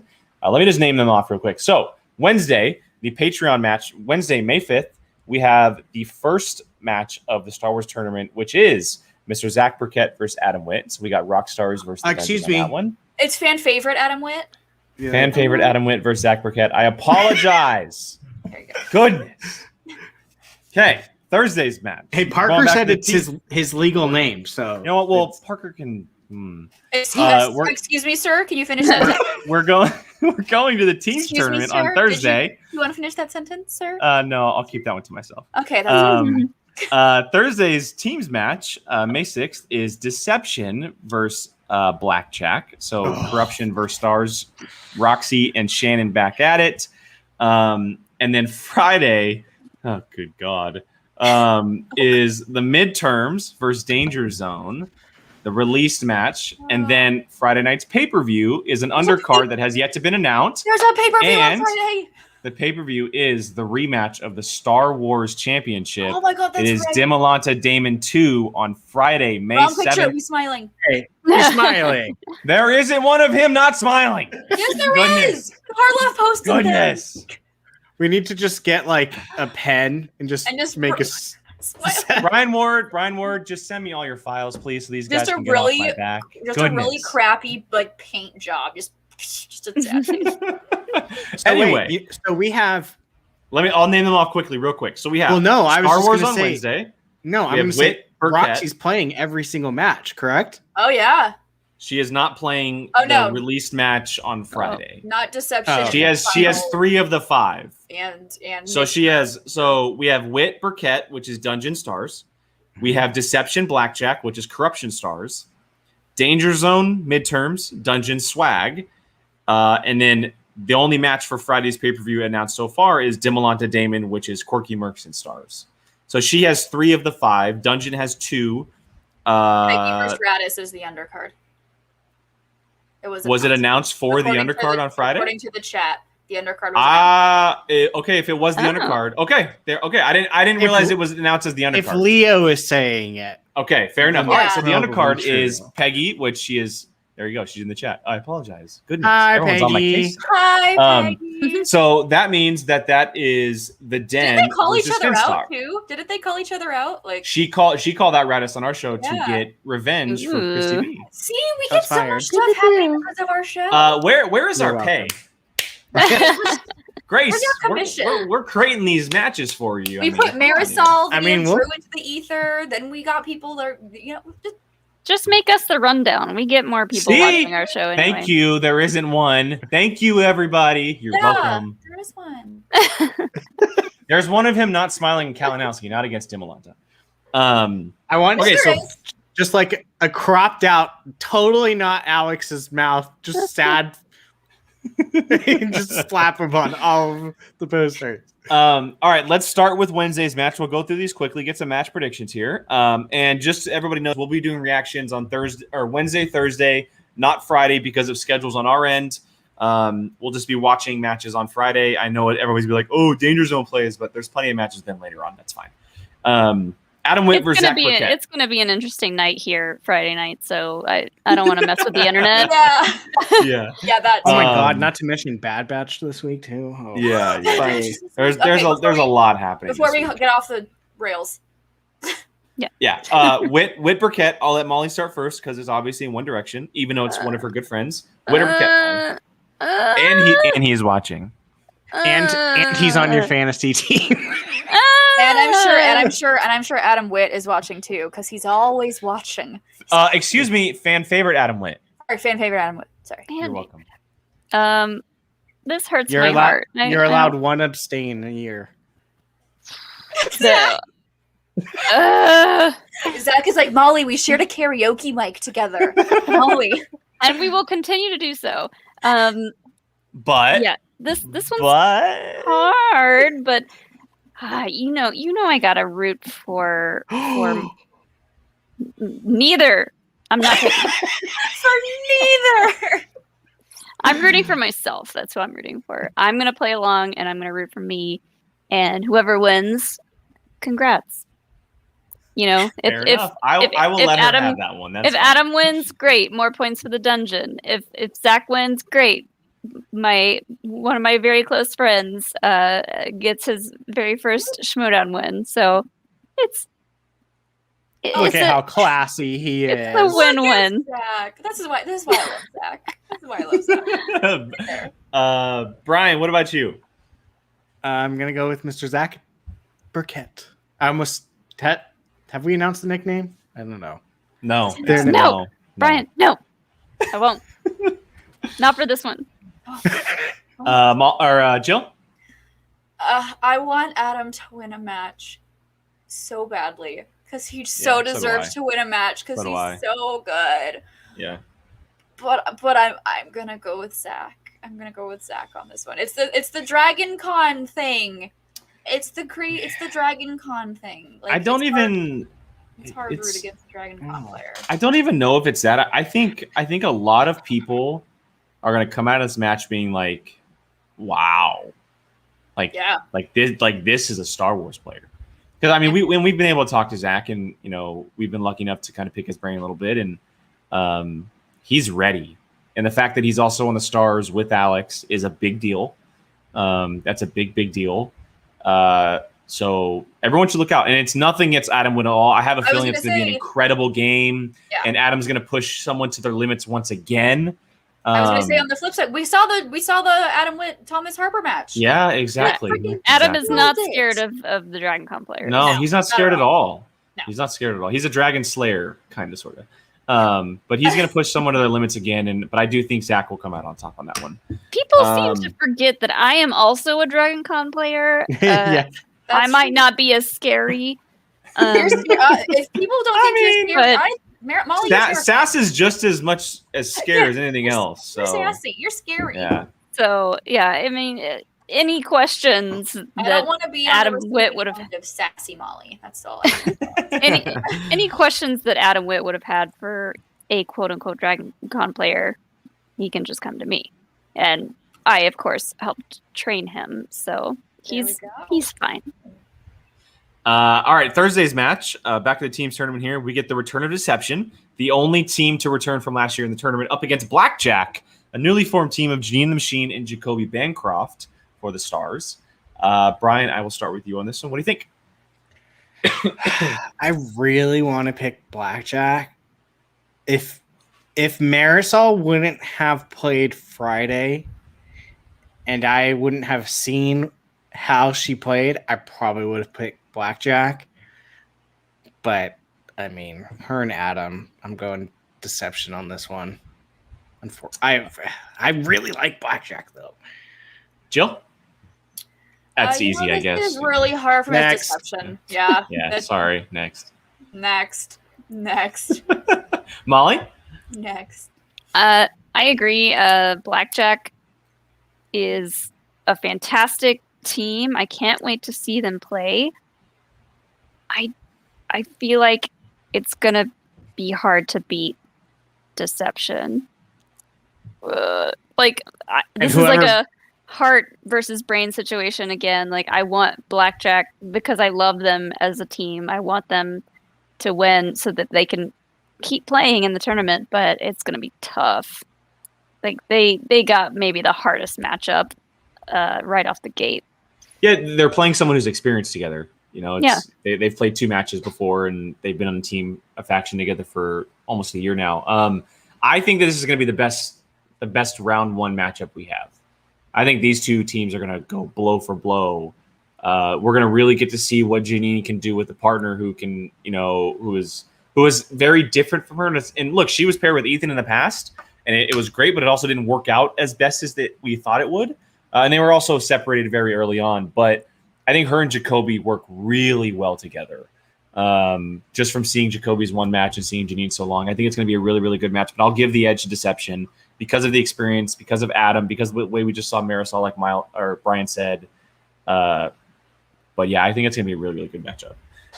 Friday's match, we get to see Danger Zone for the first time. Ben Bateman and Dan Merle team up for the very first time for the dungeon up against Midterms, Jonathan Harris and Eric Zipper. Jill, I'll let you kick this one off. I want an upset so bad. I want an upset so bad. That kind of hurts me to say because we just had Dan on, and Dan is just like this amazing beam of light, and I love Dan Merle to pieces, but I want an upset. I also just love it. Like, I love Zipper, so but I don't think that's gonna happen. I think Danger Zone's gonna win. It's hard not to pick the team that is made of two of the current singles champion and the former singles champion. So it's a little hard. Two of the three most recent single belt holders. Yeah. So while I would love an upset, she pops in the one time we start talking about it. Freaking Brandy. Been waiting. Molly, what about you? I guess it's easy too. I'm just kidding. Come on. I mean, obviously, an upset would be entertaining, but let's be real. Danger Zone has taken this by storm. Come on, Brian. Yeah, get your aviators out because this is going to be pull my aviator out from my garage real quick. Yep, get your aviators out. Oh, the sunglasses! I thought you meant like an actual airplane. Those are Maverick glasses. Those are close enough. Yeah, those are very close. But yes, I'm going with Dan Jerzone. There you go, Brandy. I am incredibly interested to see how Ben and Dan play together.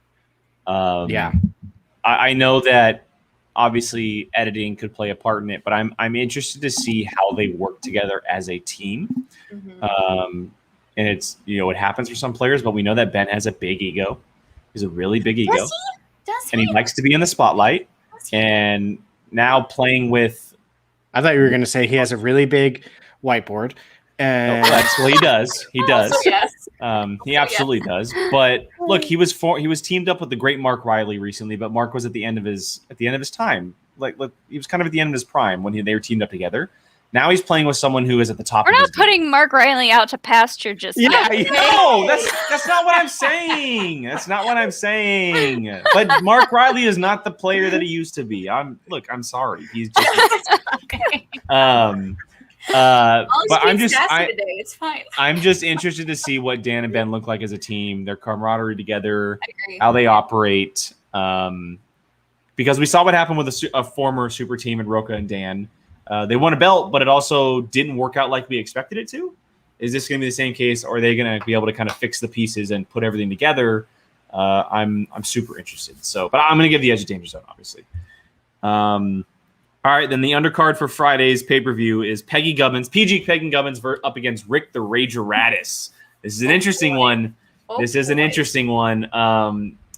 Two rookies who won their first matches. The Rager was a much more easier one than what Peggy had to go through. She clawed and fought her way back up against a very good competitor in Paige for Betty. Molly, I'll let you start this one off. Who are you going to this one? I didn't realize that this was going to be the undercard till just now, but I'm gonna give the edge to Peggy on this one. I think she's hungry for the win. Radis has great character work, but I think Peggy has got this. Wow! Everyone is agreeing. Peggy. Wow! I mean, get it. Yeah, it just makes sense. I want her to win this one. I want to see Radis drink out of his skull thing. What is? Did we ever figure out what was? Is it hot sauce? I think it's hot sauce. I was told it was hot sauce. Yeah, I want to see psychopath. I think he's gonna. I think he's hot sauce. gonna lose, and maybe he takes a shot out of his little skull full of hot sauce. It's not a challenge that I'm putting out there or anything, but Do it. let's see you do it. Brian? Changing that name to PG-13 because Peggy is going to kick some you-know-what. Hey. Jill? Yeah, I gotta go with my girl Peggy on this one. I also love when I see Mama Kate. I love when I see Mama Kate manage Peggy, because Kate managing Peggy was just perfection. I'm very excited to see more of the Rager Radis, but I'm gonna go with my girl Peggy. Yeah, I think if anybody could have had a tougher first match, it was she had the roughest first match of anybody I've seen in the Schmoedown. Obviously, we know her history of Peggy, how she kind of got involved in the road that she took here.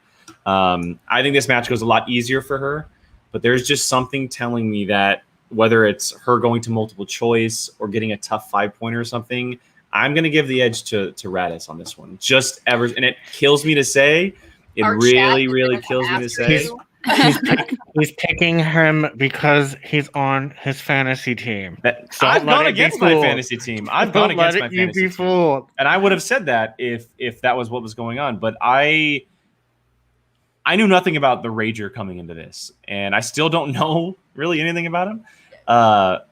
He's got but I have a feeling that he is kind of the real deal. There's something about, I don't know what it is. I think it's gonna be a really good match. I think it's a great undercard. I mean, 2 rookies undercutting a Star Wars Championship match, like my goodness. Yeah, that's but I'm gonna give the slight edge to the Rager on this one. All right, let's get to it. Star Wars Championship rematch. I don't know how much discussion is really going to be had about this one, but all right, everybody, all together now in 1, 2, 3. The Demon. Look, and I know the chat is going to blow up. Snake Jazz is probably going to put this 7-line message coming at us. That's fine. Bring it on, Snake Jazz. Let's hear what you got. We have never seen Alex come back to a title match after a loss. We have yet to see it. Right? He's had the belt this entire time. We saw him make one slip up in however many years he's had this belt. 3? I think he's going to come back hungrier. I think he's going to come back a little kind of pissed off. And he wants that belt back. Clearly, we've seen it in the promos. He wants that damn belt back. He's replacing it with a little Biggs belt right now. But sorry, emotional support belt. My apologies. And I think it's going to be an incredible match. I think it's going to be one of the best rematches we've ever seen in the Schmoedown period. It might even top what we saw before. Maybe more OT. I don't know what's going to happen, but I think Alex is going to do it personally. I don't want OT. I feel like, you know what? I feel like after seeing how the questions have kind of been evolving over just the short time that we've had in this season so far, I feel like the question writers are going to throw some amazing curveballs. At least this is what I hope. Some amazing curveballs in there so that we do not get another however many round overtime. Like, I think this one's going to go a lot quicker. I don't know why I think that. I have like this gut feeling that one of them, maybe it's Alex, maybe it's Demolanta, one of them is going to slip up. Maybe both of them slip up. You know, that to me makes a more interesting game to watch. Well, yes. PJ is going to lose either way because he has to write more Star Wars questions. And possible overtime Star Wars questions. Possible overtime, yes. Your snacks ready, boys and girls. It's going to be a long one. Sorry, go ahead. No, I was just going to say, I'm with Chris. Whoever gets this belt, get out of the way because Laura's coming in with a freaking let's not even talk about that one because that's a whole other kind of conversation. That's another conversation for another day. That is just something. That's a conversation I don't want to have because that scares me. Get out of the way. I'm probably biased, but Alex has had a lot of pressure basically his entire Schmoedown career. He's Yeah. he's like touted as the most dominant champion, but he hasn't played that many games. Like the Star Wars division has grown exponentially since he started. So, like, obviously, I want him to win. I think he can win, but everyone's saying that this is a no-brainer. Even That's a lot. I'm like, even I'm saying like, I wouldn't say that this is a no-brainer. Like, obviously, he wants his belt back. He'll have his emotional support belt so until he sad. gets He's so sad. the Star Wars belt back. But you know what? Like, let's say hypothetically, he doesn't get the belt back. Alex is going to be in a friggin' tournament. Yeah. That's We're- more scary to me. And that Yeah. means We've That had that means- conversation on the side, and that's terrifying. more scary to me. there's potential that I get to play him. And I would love that. So wait, Just so saying. Molly, are you saying you're rooting for Dimolanta? Oh no. Not at all. I mean, I'm sure he's having a good time with the belt, but whether it be Alex who takes it back, or Laura, or me down the line somewhere, it's not staying there for long. Yeah, The fact look. that Go ahead. you could see Alex in the tournament, Yeah. and you're gonna give him time to study for the tournament. Well, Whoa. let's put it this way, and this is looking way too far ahead, obviously, but you are going to be getting a combination of two of these three, Dimolanta, Laura, and Alex, in the Star Wars tournament. In an 8-player Star Wars tournament with people like Ace, with people like Potentially Thomas Harper, 16. with You never people, like Gold Leader and Marie or whoever. I mean, Sean Sullivan. Well, if Laura's in, Sean obviously won't be. But if it is a 16, then they both will Why? be, which There's is even different worse. factions. They're not on the same team. Oh shit, that's right. Sorry, my bad. Laura acts like she's on Why corruption. would My it bad. be? My bad. Okay, so Laura and Ace. Laura and Unless Ace. Scrimshaw. Yes. We haven't seen Scrimshaw goes in. Scrimshaw. So and then Laura and Ace, obviously that's a kerfuffle that Winston would have to deal with if Laura does lose that title matches she will be playing. It's the Star Wars division is just lethal. It's not fair. It really just isn't fair. I mean, at what point is this not fun anymore for people? Let's be honest. It's fun for the fans. It's scary. For the players, it's like either I play perfect or I lose. So Oh, no dude. pressure. Why? No pressure. Hey, Boomstick. Pressure at all. Pressure at all. But yeah, that's a whole other conversation for another day. It seems like we're going to be talking about a lot of I think Laura is going to be playing the winner of this match probably in June at the earliest. So we'll be talking about that very soon. And then obviously the Star Wars tournament for the fall will be right around the corner. After we start this one on Wednesday, so we have a lot to talk about. There's so much Star Wars this week. It's just it's crazy. Nothing. All right, I think that's going to wrap up tonight's show, everybody. I think we covered everything that we did not that we missed. Excuse me. Teams match, pay-per-view. Got to a huge shout out to Jacob Blunden and Taylor Robinson for coming on. It was awesome to be able to talk to you guys. There you go. See, another confirmation that Star Wars players want more than just the movies. They want it. Yeah. Because adding TV, it does not mean that is not that's going to be when it's not fun. It's not fun already because we have to watch the same movies over and over and over and over and over and read, the visual dictionaries and look up freaking cast members' names that do voices, and it can only get so much harder. And the poor question writers are having to pick the stuff question out. writers need more They need more sources to get questions from. Give them. They're eventually going to get Exactly. to how many stars are in the stars. Literally, Right? how many stars are in this frame at 9? How many stars are the 20 per opening second? shot of A New Hope? And they're gonna that's going to be one of the questions at one point. Literally. It's literally going to get to the point where you need you have to spell everything correctly, and that's just that's ridiculous. I mean, I will say the Dragon Con players will definitely have an edge if they add TV because they've already been studying that stuff. So yeah, that's absolutely. All right, we're gonna wrap it up here, guys. I'm gonna let everybody around the table go ahead and shoot off their social medias, where they're at, all that good stuff. Molly, I'll start with you. Yeah, you can find me at Molly Damon on Twitter, and this week's gonna be busy for us. We got Bad Batch coming Tuesday and Friday. So yeah, check out Star Wars Explained, our huge yearly Star Wars canon timeline video is actually going up tomorrow. Oh, day early. Yeah, we're putting out a day early just because we're going to be so busy covering the Bad Batch. And no computer crash this year.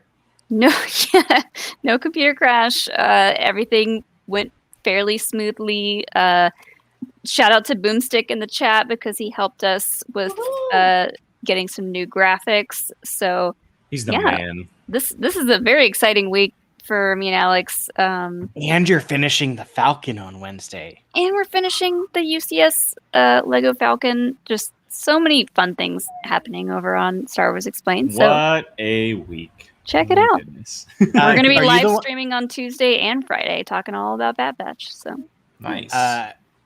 After he completes it, are you going to lift it up? Me? Yeah, the Falcon. I'd be afraid Maybe. to. I mean, I could try. I certainly could. I don't know if I should. We'll see. Stay tuned. Brian, what about you? B of Alcino on Twitter, and you can find me on Apocalypse Movies on Tuesday. What are we doing Tuesday? Undecided yet. Sunday. Oh. Come join to find out on Tuesday. Don't put me in pressure on knowing what it is when I don't know what it is yet. Oh, well, usually you're like, so I was like, he probably knows. Not yet. Not yet. Things come to me, you know. Trivia. We'll see. That takes a lot of Star Wars trivia. We'll see. We'll see. I'll do it because I have the questions. So there we go. No, I want you to compete in it. That's why. I want you to compete in it. We'll see. We'll talk. Jill, what about you? I'm on Twitter and Instagram, Jilly Marie, 2 Y's, 2 E's. You can also catch me walking in the background of Sean Sully's Twitch channel, which I believe he is streaming tonight. And you can usually see me eating food or some sort of nonsense in the background. Finger puppets may appear, as they usually do. Brian Ward, that is okay. You take the week off, my man. You enjoy that vaccine, sir. Get that sweet vaccination shot. Get that sweet Fauci ouchie. Qui-Gon Jake on everywhere on social, 2 ends because someone else took it before I did. Apocalypse Movies multiple times a week, right here on A Certain Point of View multiple times a week as well. Again, reactions on Wednesday, Thursday, and then you'll catch us back here on Sunday after all the pay-per-view madness. We have a lot to talk about next week. And we'll be covering it all next Sunday. I'm on vacation next Sunday, so I will say this to all of our patrons: we are recording our Q&A tomorrow. We are recording our Q&A tomorrow, so look out for that. If you're interested in a lot more from POV, not just Q&As, we did a Who Framed Roger Rabbit watch along last week, one which was awesome. Multiple reactions a month, hangouts, stuff like that, and it all kicks off tomorrow with our Q&A, which you guys will see up on Wednesday. So. For that said, for everybody here at POV and everybody in the chat the entire time, love you guys. Thank you so much for hanging out with us. Again, huge shout out to Jacob and Taylor for joining us. Everyone have a good Sunday and have a good week. We'll see you Wednesday.